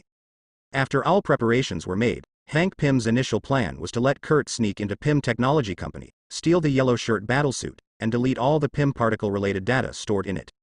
However, because of the relationship between Ultron and Herbie, those well-known security systems have undergone large-scale upgrades, which may not necessarily prevent others from intruding, but their response speed has been greatly improved. It is really difficult for Hank Pym to invade Pym Technology's security system silently. So Dr. Pym revised his plan. During the press conference, everyone gathered in front of Pym Technology, and Dr. Pym allowed Kurt to shrink and sneak into the laboratory behind. The collapse bombs made with Pym particles are placed inside. After Dr. Pym's careful calculations, these bombs can transfer all Pym Technology laboratories, including the data of the Pym particles inside, without harming others. All are destroyed. Then he only needs to find a way to destroy the yellow jersey battlesuit used to show in front, and Darren Krause, the rebel. But Hank Pym never thought that Darren Krause would be so mad. After the information was destroyed, he completely ignored the other guests and directly attacked himself. So when he faced the laser, he did not react at all. Thanks to the Phil Coulson agent beside him, he threw down Hank Pym, who was stupefied, and spared him. Darren Krause missed a hit and once again shot a laser at Phil Coulson and Dr. Pym, who fell on the ground. However, S.H.I.E.L.D. also paid more attention to this press conference. In addition to Aegis agents such as Phil Coulson, there were also several members of the Avengers at the scene. An arrow hit the mechanical tentacles behind Darren Krause with great precision, and the specially made arrow exploded with a burst of fire, exploding a tentacle into two segments. At the same time, a circular vibranium shield blocked the way of the second laser. Steve Rogers, wearing a suit, blocked Hank Pym. Long time no see, Dr. Pym. After blocking the laser, Steve smiled and made a move with Hank Pym. Roar, as early as when they were fighting against the Red Skull, the two had met, and they were friends who could talk a few words. Rogers. It's really been a long time. Hank Pym, who had just gotten up from the ground after seeing his old friend, subconsciously adjusted his clothes, then nodded slightly. Thank you for your help. My people will solve it. Kurt Lang, wearing an Ant-Man battlesuit, appeared above Darren Krause out of thin air. He slammed Klaus's head with a condescending punch, and then suddenly disappeared. Immediately afterwards, Darren Krause's voice disappeared from everyone's sight. Ordinary people could only see nearby things from time to time with cracks after the impact, as well as the accompanying sound of various collisions. It's dangerous here, everyone, hurry up and leave. The agents of S.H.I.E.L.D. began to evacuate the crowd, and most of them also cooperated to escape. Happy, you take Pepper and Notru out first. Although Stark was happy to see Dr. Pym's jokes, he was still competent as a superhero. After asking Happy to leave, he also put on a steel battlesuit to protect ordinary people who might be accidentally injured. Kraft, who had been rushing to watch the show, naturally didn't intend to leave. He stretched out his hand and pressed it behind his ear, and a pair of technologically sensed smart glasses covered his face. No way, Klaus and Kurt will be older and younger for a while, so they can't see clearly with Kraft's eyesight. Although the fighting scenes between the two people seem to be quite interesting. After putting on the glasses, Kraft discovered that besides the two of them, there was a group of ants around helping the man wearing the Ant-Man battlesuit against Darren Krause. No wonder it's called Ant-Man, even ants can control it. However, even with the help of a group of ants, the Ant-Man still fell short. Compared with the yellow shirt battlesuit, the Ant-Man battlesuit seemed a bit low. Apart from being able to zoom in and out, it seemed that it was not equipped. With other weapons, even flight has to rely on the assistance of ants. The yellow jersey battlesuit is different. Although one of the laser-emitting mechanical tentacles was interrupted, the other one is still intact, and it also has the function of autonomous flight, which is strong in flexibility and destructive power. There are many Ant-Man battlesuits. But the weapon of the yellow jersey battlesuit only has 2 more laser tentacles. Is there any limitation on the weapon carrying? Kraft rubbed his chin and murmured. It should be of little significance. Angela took the conversation and discussed with him. If ordinary weapons are reduced to this level, there is no power at all. Okay. It makes sense, but I don't have any weapons. It's still a bit stupid. It can't be used when zoomed out. Can't you keep it for use after zooming in? Not everyone suffers from lack of firepower like you, brother. Angela gave Kraft a sideways look, and couldn't help but vomit. While Kraft was chatting with Angela while watching the play happily, new changes appeared on the court. If you want to ask Darren Krause how he feels right now, it is special regret. Before losing his mind because of being too angry, Klaus directly attacked Hank Pym, causing S.H.I.E.L.D. to intervene and arrest him with sufficient reasons. As a result, Darren Klaus dare not restore the normal file size at all, because then he is more than Ant-Man an opponent, and the Avengers and S.H.I.E.L.D. agents present will also join the battle. In the reduced form, even though Kurt Lang was suppressed by himself, the continuous emergence of ants also made him exhausted, and he could not find a chance to escape. So now Darren Krause is very passive. If he doesn't want a way to break the game, it doesn't make sense to wait to defeat Ant-Man in front of him. After he calmed down, his first thought was to hold Hank Pym, but unfortunately the old immortal had been protected by Captain Steve and the agent of S.H.I.E.L.D. And the other guests basically escaped, even if there are a few curious ones and still thinking about the yellow jersey battlesuit. At the moment they are all watching from a distance, and he can't make it past. So Darren Krause's only hostage choice is Kraft and his 3 sisters, and if a child is a hostage, it will be easier for S.H.I.E.L.D. and the Avengers to cast a rat in the mouse. In addition, Darren Krause also considered one point. In the first press conference before, Kraft showed a technique that might shrink others. If someone from S.H.I.E.L.D. reacts and asks Kraft to shrink the Avengers, then he really can't escape, so doing so can also prevent Kraft from helping. Considering this, it can be said that holding the Kraft group will kill 2 birds with 1 stone. So Darren Krause, who had made up his mind, kicked Kurt Lang into the air, then turned his head and flew in the direction of the Kraft group. He had chosen the target of the kidnapping a long time ago, the youngest girl. Kraft is a little dazed now. Don't be stunned. I was just watching the play, and the Darren Krause who was fighting with Ant-Man suddenly rushed in front of them. While quickly returning to the normal file size, one hand held O'Reilly up to his waist, the other hand pinched O'Reilly's neck, and pointed the intact mechanical tentacle at O'Reilly in his arms. If you don't want this little girl to get hurt, let me obediently get out of the way. Darren Krause, who was at the end of the road, roared while alerting the Avengers and Ant-Man. Ouch. O'Reilly, who was held in his arms, was stunned for a moment, and then showed a big smile. Is it a robber game? I was caught. Ha ha ha ha ha. Shut up to me, or kill you. The nervous Darren Krause threatened O'Reilly in his hand viciously.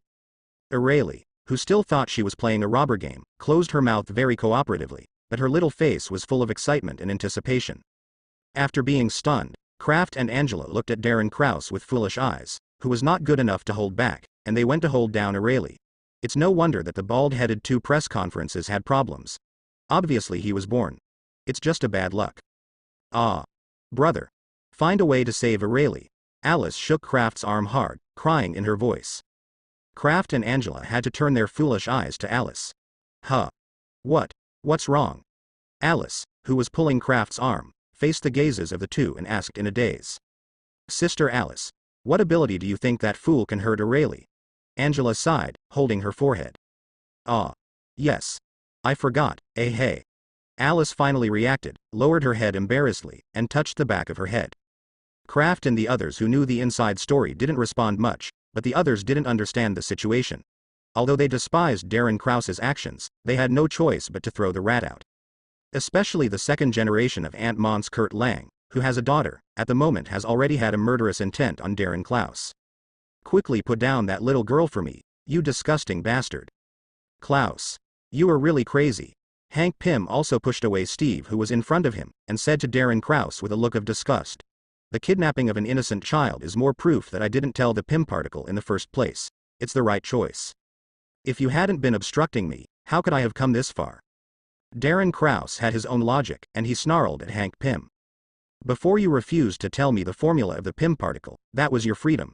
But now, I have developed a yellow jersey battlesuit on my own. You never want to take it from my hand again.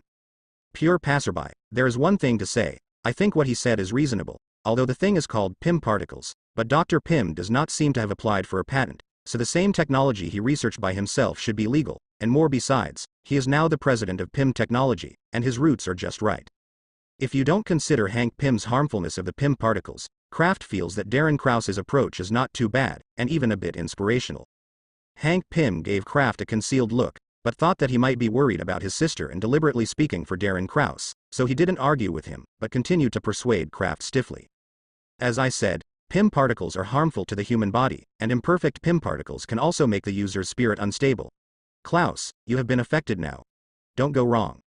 Why is this setting again? Kraft whispered, these inexplicable black technologies are like anti-theft insurance. If they are not used by specific people, they will be mentally unstable, as if they are deliberately creating some villains. But after thinking about the information in the memory fragments, Kraft felt that this situation was quite normal. It was a routine that was used repeatedly, which was a bit boring. Hey guys, I have a plan. While Hank Pym was in line with his students, Steve whispered in the Avengers channel. Wait, I'll use the shield to attack his right hand. Barton, go and fix the second horn, and the little girl will leave it to you, Tony. I think we don't need to worry so much, Tony Stark, who already knows that O'Reilly is a robot, said calmly on the channel. Didn't Phil Coulson tell you? This girl is not a human being. Because S.H.I.E.L.D. didn't mean to target Alice and the others for the time being, Nick Fury didn't tell Steve about it for the time being. After all, they were just a few little bionic robot girls, not a threat. Sorry, you are not talking about humans. What do you mean? Old Antique Steve didn't understand what Tony Stark meant. Well, to put it simply, she is a robot that looks a lot like a human being made by Kraft using tools such as hammers and wrenches. Can you understand this explanation? I know what a robot means. Feeling that he might be despised by Stark, Steve was a little unhappy, but he couldn't help but marvel in his heart. At this time, O'Reilly, who had been held in Darren Krause's arms, felt a little bored. Oh? Haven't you entered the plot of the gunfight yet? Aurelian raised his head and asked. It's so boring to stay like this. Shut up. I'm not playing games with you. It was a moment of life and death for him, and the hostage in his hand thought it was a game, which made Darren Krause very angry. Oh, are you not playing games? O'Reilly tilted his head. So, you were really a badass? Yes, so what? Darren Krause yelled impatiently. Then he was stunned to find that the little girl in his arms easily broke off his battlesuit-strengthened palm, pushed his arm away, broke free of his grip and jumped to the ground. Hey whoosh. After O'Reilly fell to the ground, he turned to look at Darren Krause, held a pair of small fists and raised them up high, and said with a serious face, O'Reilly is about to start beating bad guys. Darren Krause. The development of the plot took a turn for the worse, causing everyone except Kraft and the others to be overwhelmed. So they watched the little girl named O'Reilly shook her pink little fist, and then slapped it lightly on Darren Krause's thigh. Drink. The petite fist touched Klaus's thigh wrapped in the battlesuit, and everyone saw that Darren Krause was hit by an out-of-control heavy truck, spinning like a windmill while turning straight. After flying out, hitting a wall, it was heavily embedded in a column 2 to 3 meters wide. Under the impact of this huge force, Darren Krause went into a coma before even screaming. This was the result of O'Reilly's habitual retraction. And the yellow shirt battlesuit, which also endured O'Reilly's fist, was also beaten to pieces by this unreasonable punch, and scattered along the trajectory of Klaus' flight, leaving only a few scattered pieces still hanging on him. Yo ha ha. The bad guy was knocked down by me. Alalahu and Roar yelled, and hopped to Kraft's side. Really good, really good. Alale is such a good boy. Good job. The elder brothers and sisters did not hesitate to praise themselves, and stroked O'Reilly's little heads respectively. Yeah. O'Reilly is praised. The happy O'Reilly stepped on his short legs and ran to Tony Stark again, looking at him expectantly. Ha. Ha ha. Alale is such a good boy. Tony Stark smiled dryly, and touched O'Reilly's head like Kraft. In the following plot, O'Reilly came to other people one by one to ask for praise. Phil Coulson has some idea about O'Reilly's strength anyway, and he has a general understanding of her character from the game, so the mentality is relatively stable.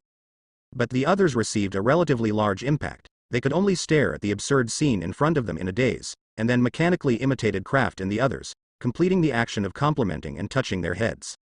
The farce finally ended in a far more slapstick way, and Kraft called out his 3 sisters and planned to go back. Then he was stopped by someone. Boy, Wait a minute. Tony Stark was the only one who would call Kraft like this. He grabbed Kraft's neck and pulled him aside. Does Notru have this kind of power? What are you talking about? Kraft blinked and asked, pretending to be silly. Isn't the name Notru just turning Ultron upside down? Tony Stark glared at Kraft. How can I not see such a simple hint? Things are definitely not that simple. Stark only faintly suspected it after Notru showed his special talent in computer programs, and then based on some details in name hints, it was roughly confirmed that Notru was very likely to be Ultron.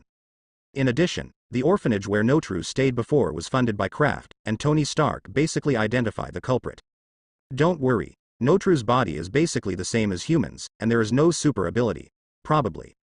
Although he could use the excuse that it was a coincidence to refuse to admit it, after thinking about it, Kraft felt that with Uncle Tony's character, even if he denied it, he would not believe it, so he just had a showdown. Probably. What does it mean? Tony Stark's face turned dark. To be honest, Kraft was able to save Ultron. Tony Stark was actually very grateful, but he was afraid that Ultron would make trouble like Reed Richards made Herbie. Notru is an artificial intelligence after all. God knows what mutations his soul will have when it enters the human body. Even ordinary people may suddenly gain super ability these days, not to mention his special situation. Kraft shrugged. He was still confident in his skills, but the world was originally wrong, so he couldn't pack his votes. Well, what you said makes sense. Tony Stark thought about the endless super events in recent years, and nodded in agreement. Anyway, thanks a lot. After thanking Kraft with awkward expression, Stark walked away quickly. As for whether he will have a showdown with Notru in the end, Kraft does not intend to intervene in this kind of thing. He does not even intend to tell Notru that his identity was discovered, so let the two, father and son, solve it by themselves. Malekith, the leader of the Dark Elves, was very excited now. Since the sacred TIE particles of their clan were snatched away, he has been committed to contacting allies to overthrow Asgard's rule, and he has indeed gained some results. When Odin unified the 9 realms, the methods used were rather fierce, so there were actually quite a few forces that had opinions on Asgard, but the strength of Odin and Asgard was too strong, and those people did not dare to blatantly resist. So when Malekith was secretly wooing his collaborators, a rebellious force quickly gathered. But as Asgard's old opponent, Malekith knew that these forces alone were not enough to defeat Asgard, so he had to continue to hibernate, waiting for the opportunity to come. And now, the time he was waiting for finally arrived. The mad titan Thanos, who is also said to be the overlord of the universe who went out of the solar system, seemed to be looking for trouble with Asgard, and therefore contacted Malekith. The only trouble is that Thanos seems to be eyeing infinite gems, but Malekith is not too worried, because as long as he can recapture the TIE particles, then he wants to defeat Thanos just a breeze. One day, the 9 realms and the entire universe will fall into the hands of their dark elves. What? Thor was awakened suddenly, and he was relieved to realize that he had only had a nightmare. He wiped the cold sweat from his forehead, rolled over and got off the bed, pulled a robe on him casually, and walked out of his room. Thor wandered aimlessly along the corridor outside the palace, watching the night of Asgard while blowing the cold wind. Asgard's Bifrost had already been repaired, and Thor's girlfriend on Earth couldn't be saved in the end, he was dumped. So Thor chose to return to Asgard. Although the black charcoal head of S.H.I.E.L.D. has been asking someone to whisper bad things about the kid named Kraft in his ear, he really wants to teach that annoying kid before leaving the Earth. But he was the god of thunder, and it was a shame to care about with a teenage boy. Even if the kid made something comparable to Stark's steel battlesuit, Thor couldn't hold back his face to do this kind of thing. In addition, Thor is not an idiot despite his reckless character. In addition, he was deceived by Loki since he was a child, so he has long been aware of Nick Fury's intention to kill with a knife. It's just that Kraft's mouth is really bad. I don't want him to be angry. And if it hadn't been for Kraft's talk in front of Jane Foster, maybe the two of them wouldn't break up yet, but in Loki's question, Asgard did not know what to do, so Thor had a sense of Kraft's feelings. It's actually quite complicated. Shaking his head to shake off these distracting thoughts, Thor continued to think about his dream just now. Asgard people, especially those with powerful divine power like Thor, generally rarely have ordinary dreams. Whenever they have dreams, especially nightmares, they are very likely to indicate something. In Thor's dream, a flame giant holding a huge sword appeared in Asgard. He was destroying everywhere, causing the entire Asgard to fall into a sea of flames. Thor. Suddenly someone called Thor who was walking. Mother. Thor turned his head, and it was Frigga, the queen who called him. Frigga walked to Thor's side and trimmed his messy robe. Why haven't you slept yet? Are you still brooding about Jane? Frigga's gentle voice calmed Thor's mind a lot. He shook his head and replied, "It's okay with Jane, I can't sleep a bit, so I came out and walked." Thor didn't want to worry about his mother, so he didn't tell his nightmare. He planned to solve this possible crisis alone. Because of Thor's stubbornness, Frigga mistakenly thought that he was just trying hard. As a mother, she didn't want to interfere too much with Thor's relationship problems, and could only give him some spiritual support. So Frigga took Thor by the hand, found a place to sit down, and chatted with him about some daily trivia. Although it was a crooked beating, Thor did calm down completely with Frigga's help, so he decided to find out if there was any existence that matched the flame giant in the dream. The next day, Thor, who had never liked reading, plunged into Asgard's library and quickly flipped through the materials of various powerful beings in the 9 realms. Soon, Thor found the master in a book. Surta, the ruler of Muspelheim, the land of fire, was killed by Odin 500,000 years ago, and Odin also seized the treasure called the eternal fire from him, which is still stored in the treasure house of Asgard. But now it seems that either Surta is not dead, or there are heirs who inherited his power in Muspelheim. Muspelheim. Thor closed the book and decided to take a trip to the land of fire himself.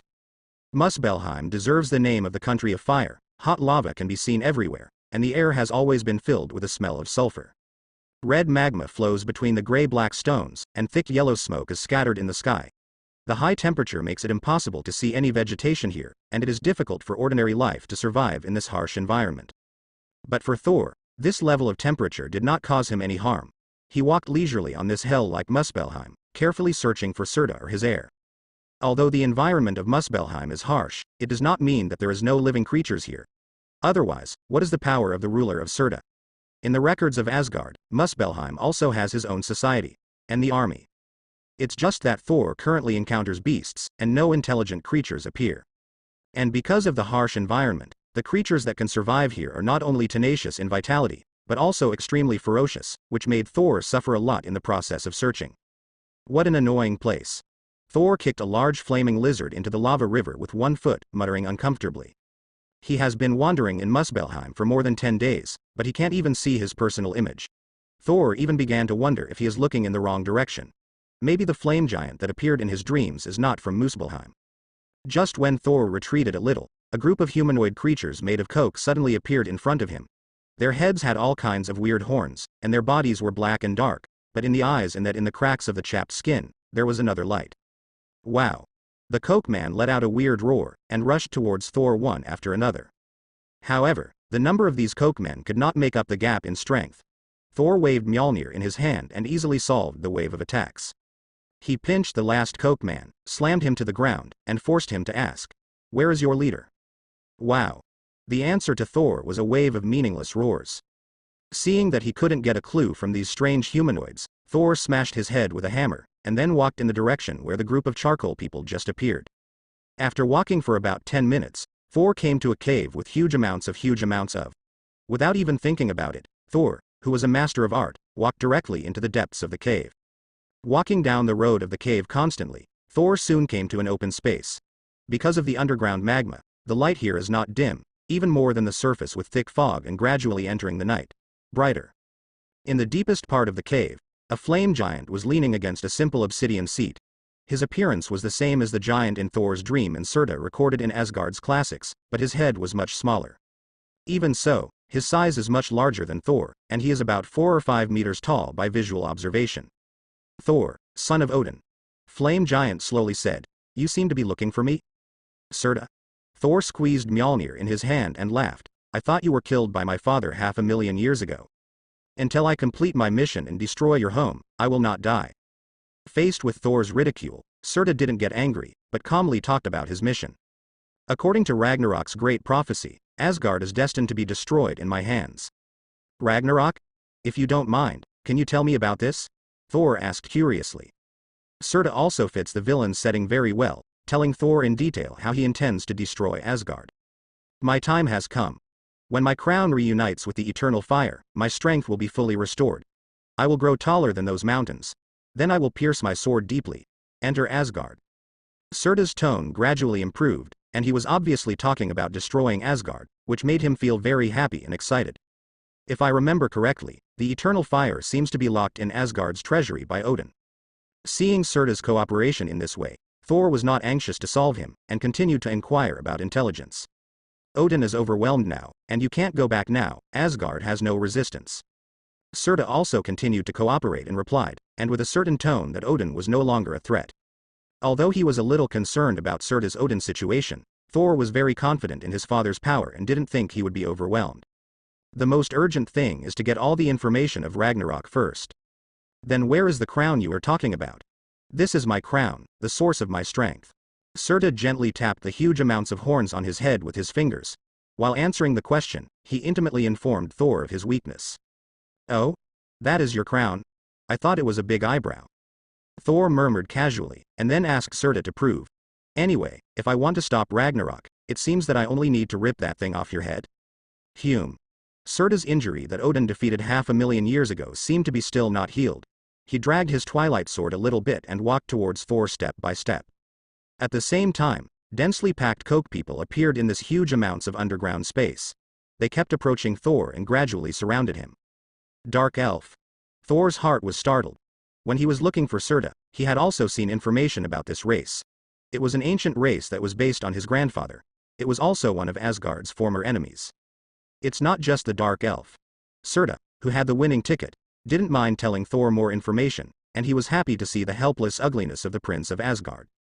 The Dark Elf leader Malkis has been preparing for a long time in secret.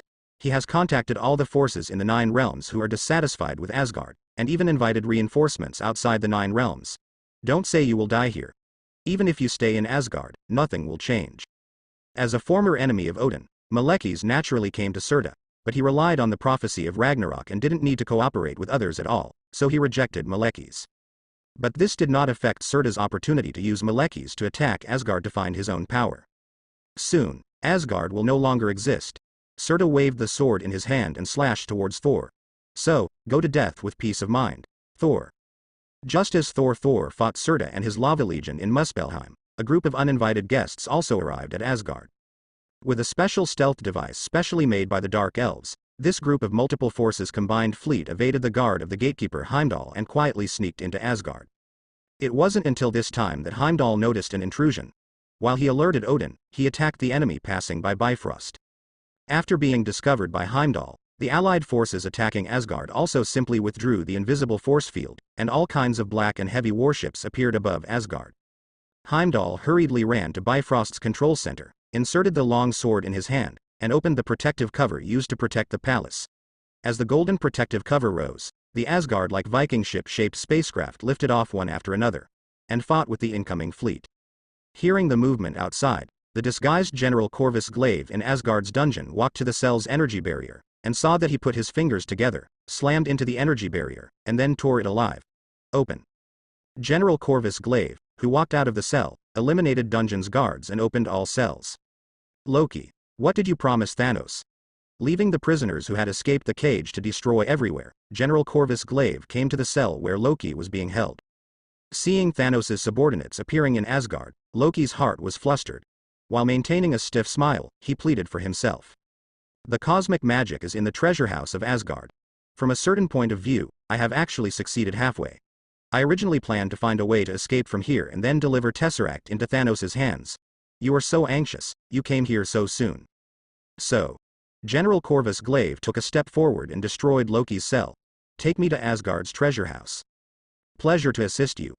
Loki owed himself to General Corvus Glaive and decisively became a leader. On the other side, Odin and Frigga were leading a group of Asgard soldiers to clean up the fugitives and intruders. At the moment, a blade fighter directly smashed the wall and forcibly docked in the palace. The hatch of the battleship opened and Malekith walked out with a group of dark elves. Malekith. Odin raised the spear in his hand and pointed at Malekith. The tip of the spear shot a golden light towards Malekith. However, this light was blocked by the flying rocks nearby, and a slender figure floated out from behind Malekith. It's an honor to see you, Your Majesty Odin. Ebony Maw struck Odin with a breaststroke. Please forgive us for visiting in this way. It's just your son Loki who owes my master 2 things. Your master? Hearing that it had something to do with Loki, Odin narrowed his one-eyed eye. Thanos, I think your majesty should have heard of the master's name. Definitely. Although he didn't meet Thanos, Odin still knew of his existence, and also knew that Thanos was terrible. What does Loki owe Thanos? My master lent him the Soul Scepter, and he promised my master Tesseract. Hearing Ebony Maw's answer, Odin knew that things could not be done right now, not to mention that things like infinite gems could not be easily handed over to dangerous people like Thanos. It is only that Loki was instigated by Thanos to attack the Earth. It would be impossible for Odin to live peacefully with them. So you are bewitching Loki. Odin definitely knew that Loki's own factors, and even his own factors, accounted for the majority of this, but this did not prevent Odin from turning his anger on Thanos. Odin waved the eternal spear in his hand, and the supernatural power in his body turned into a golden beam of light and swept towards Ebony Maw and Malekith. It looks like the negotiation failed. If possible, Ebony Maw also doesn't want to provoke a strong like Odin, but as one of the 5 obsidians under Thanos, he doesn't think he doesn't have ability to fight Odin. Ebony Maw sighed, then gently waved his fingers, causing the floors in the palace to fly up, blocking Odin's attack. At the same time, Ebony Maw himself floated to a high place. With the wave of his fingers, the surrounding rocks shot towards Odin like a sharp arrow. Following that, a thick pillar was also given by Ebony Maw's psychokinesis. He pulled it off and threw it at Odin. The torrent of golden divine power would annihilate all the stones and pillars flying towards him. Odin also rose into the air and directly prodded Ebony Maw with the eternal spear.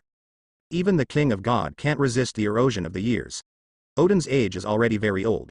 In addition, he has to maintain divine power to seal Hela, who is imprisoned in Niflheim, so he always controls it. The consumption of supernatural power in the body. Facing the menacing Odin, Ebony Maw floated backwards decisively, and at the same time a spear flew under him and plunged straight into Odin's intact eye. Swinging the eternal spear to separate the flying spears, Odin looked down and saw a vigorous female figure jumped up, grabbed the spear that was bounced by him, and twisted her body in midair. Raising the spear in his hand, he slashed at him fiercely. In the sky, Odin and Ebony Maw and Proxima Midnight's neighboring stars were upset, and the Asgard soldiers on the ground were not idle. It was filled with the sound of weapon collisions and the shouts of killing from various races. Although the lack of TIE particles made Malekith no longer able to create cursed warriors, the 9 world warriors he summoned made up for the lack of combat power of the Dark Elves, and the well-prepared anti-Asgard coalition forces quickly gained the upper hand. So when Thor was pulled back to Asgard by Heimdall with Bifrost, what he saw was a bleak scene. The originally beautiful and tranquil Asgard at the moment was filled with smoke, and there were ruined walls and Asgard corpses everywhere, and the invaders were killing them wantonly. Is destroying. What made Thor most angry was that he saw a familiar figure among these invaders, that was Chitauri's army. Loki. Thor roared loudly, and the violent thunder and lightning walked up Thor's body. He shook Mjolnir in his hand and flew in the direction of Asgard at the fastest speed. Oh. The nasty guy is back.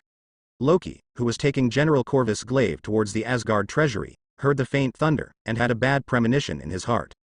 Sure enough, it didn't take long for a figure surrounded by thunder and lightning with a huge horned skull mask on its back, and it broke through the ceiling and fell in front of General Loki and Corvus Glaive. Loki. How dare you?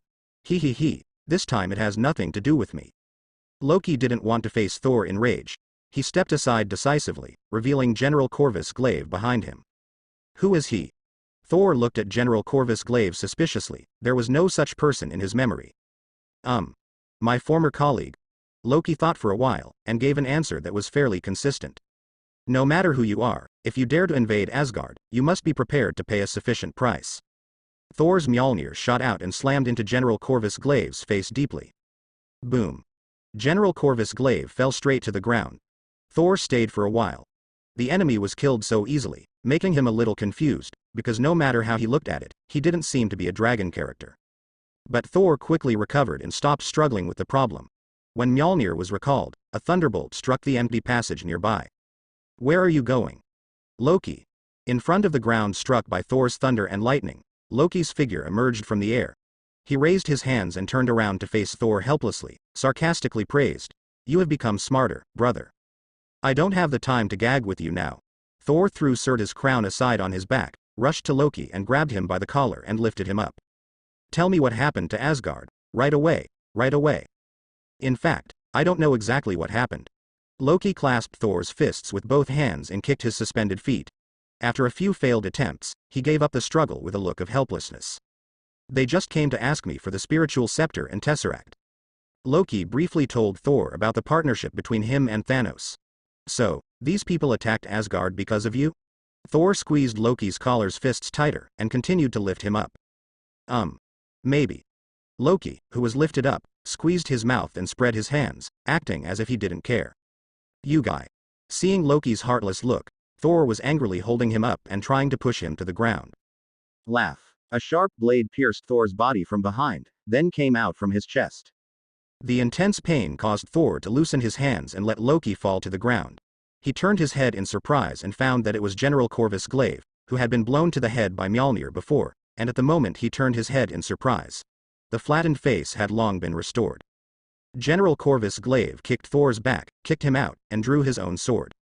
Swinging the warblade to throw the remaining blood onto the ground next to him, General Corvus Glaive walked to Loki, who fell to the ground. Continue to lead the way, or I will send you to accompany your brother. We are not related by blood. Loki got up from the ground with a happy smile on his face. You also saw his attitude towards me. I also want to thank you for killing him.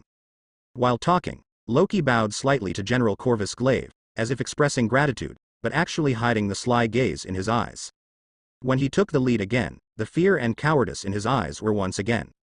It deserves to be the leader of the 5 obsidians under Thanos, and he was unscathed by Mjolnir from the front. Loki complimented him sincerely, and began to try to extract information from General Corvus Glaive. General Corvus Glaive glanced at Loki and didn't answer him, but the hand holding the warblade tightened subconsciously. All this naturally fell into Loki's eyes. The moment he turned around, he kicked General Corvus Glaive's wrist and shouted, "Attack the weapon in his hand." However, Loki's kick did not kick off the sword in General Corvus Glaive's hand, but his right hand was raised by Loki's unexpected attack. But after that, Mjolnir smashed the right hand of General Corvus Glaive holding the battle blade with Roar's whistle. Although General Corvus Glaive tried to avoid it, he was still rubbed by the lightning on the hammer, and the thunder and lightning brought the paralysis. Letting his fingers lose control, he released the sword in his hand. Loki saw this, followed by a second kick, kicking the warblade far away, and then Rage's General Corvus Glaive hit his heart with a punch and flew out. After flying Loki, General Corvus Glaive hurriedly chased his warblade, but his warblade was first caught by Thor, who had previously cheated to death. Thor held the warblade in one hand, raised Mjolnir in the other, and slammed the hammer in the middle of the warblade. "Do not," General Corvus Glaive roared and rushed towards Thor, but Mjolnir in Thor's hands first slammed on the blade. Several inconspicuous cracks appeared on the blade, and General Corvus Glaive seemed to be hit hard. A burst of blood spurted out. Seeing that the method provided by Loki was effective, Thor shook Mjolnir in his hand again, and smashed it against the damaged blade. As Mjolnir fell for the second time, General Corvus Glaive's sword broke, and General Corvus Glaive fell face down to the ground as if he was exhausted, and his body began to weather quickly. It will turn into a ball of fly ash. Roar. Roar. Roar. Thor threw away the broken blade in his hand and sat down on the ground. Although it was easy to deal with General Corvus Glaive, the knife he had just received was not compromised. And in order to let General Corvus Glaive relax his vigilance, Thor hasn't done anything to deal with the wound, so he just lay on the ground and let his blood flow out, so now his head is a little dizzy and his vision is a little blurred. "Good job, Loki." Thor treated his wounds and said to his brother with a smirk, "I think I can forgive you." When General Corvus Glaive was resurrected from the dead, Loki quickly used illusion to discuss a plan with Thor. Thanks to his plan, he was able to defeat General Corvus Glaive so easily. You must know that this has regenerative healing. The enemies of Factor are the most difficult to deal with. But I don't intend to forgive you, my stupid brother. An exquisite dagger appeared in Loki's hand, and he walked up to Thor with a treacherous smile, and gently placed the dagger on Thor's neck. "I thought you had changed for the better." After the shock passed, Thor looked at Loki disappointedly. "You were always so naive and stupid." What Loki hates most is Thor's condescending gaze. He stares at Thor fiercely, thinking about where to cut the knife to make him feel pain without killing Thor. Boom. Just when Loki raised his dagger to add holes to Thor's body, a huge amount of explosion suddenly came from a distance. The violent explosion even affected them, and the ceiling above his head was lifted by shockwave. Mostly. At the same time, with a trembling divine power, the golden light smudged the entire Asgard sky. This sudden burst of divine power made Loki and Thor feel extremely familiar. It was the divine power of Odin, and it was the first time for them to feel the true power of the king of God Odin. If possible, Odin doesn't want to explode his own power. Although Thor can be called a qualified monarch, he is still a little immature in dealing with things, and he has recently fallen into a whirlpool of emotions because of an Earthwoman. As for Loki's rebellious son, don't mention it. Therefore, Odin intends to hold on for a few more years to make Thor more mature. It is best to get rid of Mjolnir's restrictions, and then leave Asgard and Hela's problems to him to solve. However, What he didn't expect was that Malekith was able to unite so many forces to launch an attack on Asgard, and he also found Thanos, a strong man who was not inferior to him, as a backer. Under the joint control of Proxima Midnight and Ebony Maw, Odin, who dared not use all his strength, couldn't get out of it. Seeing that the people of Asgard were retreating under the attack of the invaders, even his queen Frigga after the dangers began to grow, Odin finally stopped suppressing his power and burst it out completely. Quickly retreat. The old cunning Ebony Maw fled back as soon as Odin exploded with supernatural power, because he felt pressure on Odin not weaker than Thanos. In this case, Ebony Maw definitely chose to escape. And out of fellowship, Ebony Maw also reminded Proxima Midnight of Proxima. As for collaborators, such as Malekith, he was definitely left to resist Odin's anger on his behalf. As Ebony Maw and Proxima Midnight pulled away earlier than the neighboring stars, the remaining group of invaders couldn't resist the king of God Odin, which was fully open. Odin rode on the eight-legged god Mos Repnir, holding Gungnir, the gun of eternity, and quickly shuttled back and forth in Asgard, smashing all the invaders in a very short time. When he fell back to the ground, the king of God, who had informed the 9 realms for hundreds of thousands of years, showed a rare fatigue. Odin. Frigga, who knew her husband's health well, rushed forward and held Odin, who was a little shaky. Odin smiled apologetically at Frigga, then gasped and told the guard on the side, "Go, find Thor and Loki, and then, Frigga, you lead the others to take refuge first. I have a little personal time with the children." Frigga wiped her tears, hugged Odin tightly for a while before leaving with the surrounding Asgard soldiers. After they left, Odin casually found a corner and sat down, closed his eyes and leaned against the broken wall, quietly calming Roar to suck, waiting for the arrival of his 2 sons. Father. After a while, Thor and Loki rushed over together, and after seeing Odin's weak look, Thor stumbled to his side regardless of his injury. Loki is still awkward, although there is worry hidden in his eyes, but his feet are firmly nailed in place, and he pretends to be nonchalant. Odin glanced at Loki and sighed helplessly, "Although I still have a lot to say to you, it's a pity that my time is running out." Hearing Odin's words like this, Loki couldn't hold on anymore, and quickly walked to Odin's side and squatted down. "Sorry, my sons, don't interrupt, listen to me." Odin is already a little out of breath just talking now. He can only make sure that he can express fluently through frequent sentence breaks. "Ragnarok, it's already started, she is coming." Thor on the side hesitated to speak again. He was about to say what Surta had already solved by himself, when he heard Odin burst out a shocking news: he actually has a sister. The goddess of death Hela, Odin's first child, she used to accompany Odin to fight in the 9 realms, but with the continuous killing, Hela's character gradually became tyrannical, and as her ambitions expanded, she even thought to ascend the throne of Asgard by killing the father. Although Hela failed to usurp the throne in the end, Odin still reluctantly killed her own child. As Odin's first child, Hela also has her special characteristics. Her power comes from Asgard. Once Hela stays in Asgard, her power is endless. So Odin had no choice but to exile Hela to Niflheim, and kept the seal with her divine power at all times, preventing her from coming out to do evil. Although this day will always come, but now, it seems to be a little earlier than I expected. Odin already felt that his time was approaching. He gathered the last bit of supernatural power and went into Thor's body, repairing his injuries, and at the same time put the eternal spear in Loki's hands. "You must face her alone, my child, I love you. Remember, Asgard is not a place, but where the people are." As Odin's voice fell, his body turned into golden light particles and gradually disappeared into the air. Thick dark clouds obscured the sky, and thunder came from the clouds. Thor's chest was undulating rapidly, and electric current burst out from his body. "This is what you did." Thor glared at Loki on the side, and if he hadn't attracted Thanos' men, Odin wouldn't run out of strength and die so quickly. Thor's boiling anger caused the thunder and lightning in the sky, and the black clouds and the thunder made Loki shiver. He was very worried that his stupid brother would strike his head with a bolt of lightning in the next second. Just as Loki was considering whether to find a chance to slip away first, a dark green light gate appeared not far away. Thick black fog wrapped around the light gate. They rolled constantly, as if some kind of the tentacles of creatures are average. Loki and Thor glanced at each other, stopped the confrontation tacitly, and walked to the front of the light gate to stand ready. A figure of a woman wearing a black tights and a disheveled hair came out of the light gate. Her face had a thick eyeshadow, and she looked like one of those band members playing heavy metal rock on the earth.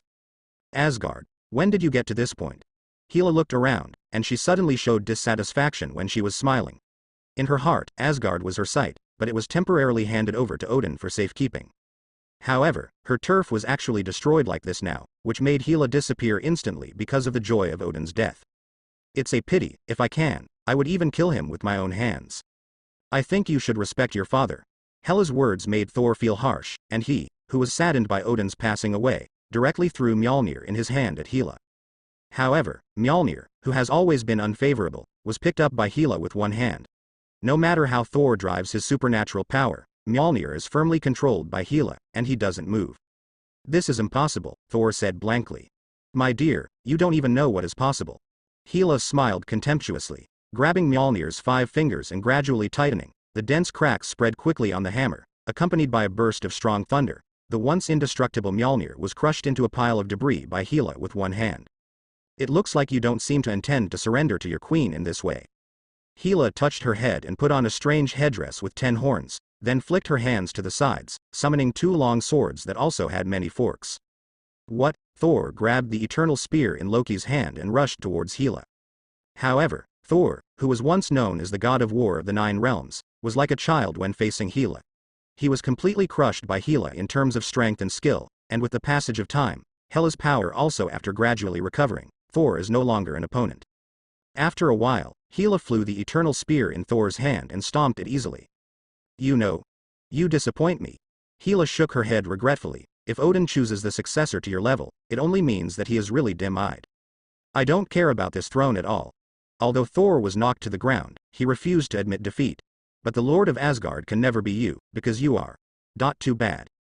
Humph. Hela didn't even bother to fight this kind of verbal battle with Thor. She had the notion that the strong was supreme. She wouldn't care about a weak chicken like Thor no matter what she said. Hela reversed the long sword in her hand and threw it at Thor's head. Ding. At this time, Loki, who had been watching, finally made a move. He threw a short sword and missed Hela's longsword, then picked up the eternal spear that had fallen aside, leapt high, and stabbed Hela. Ah, I forgot there is another one. Hela, who has experienced many battles, can easily see that Loki is far inferior to Thor in combat. She waved the sword in her hand at will, trying to block the eternal spear and then sent it into Loki's chest. A wave but a blank. Sorry, I am not a soldier, but a magician. Loki's body appeared behind Hela with a sinister smile, holding a dagger and stabbing it into the back of Hela fiercely. After being stabbed back, Hela staggered and walked a few steps forward.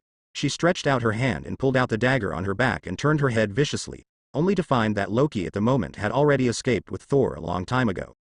Humph, Hela sneered, but instead of chasing the escaped Thor and Loki, he turned and walked towards the location of Asgard's treasure house. At the same time, in Asgard's treasury, a circular green portal appeared here, holding a strange-looking pistol and wearing a dream battlesuit. Kraft walked out of the portal. Where did I teleport to? Why is it so dark? Kraft observed the surroundings. In fact, it's not particularly dark here. At most, it's a bit dim. In addition to a huge brazier not far away, some of the various objects placed around are also emitting light. The items placed inside are also very distinctive, huge amounts of golden gloves, exquisitely shaped ice blue boxes exuding a cold air, strange spheres shining with faint light, engraved with a bunch of unknown characters and patterns the steel and so on. Among the treasures, there are 2 items that Kraft has seen. One is a set of dark golden armor, or a magical doll. Its name is the Destroyer. It used to slaughter on the earth, and finally it was stopped by Thor with a hammer. Now that it looks motionless, I guess it hasn't fixed it. The other is Kraft's goal this time, a cube emitting blue light with the tesseract hidden in the space gem. F*K. So I really teleported to Asgard's treasure house. Kraft surprisingly picked up tesseract, then glanced at the portal gun in his hand that had been copied from his dream not long ago, and couldn't help but sigh. Master Rick Niu Bian.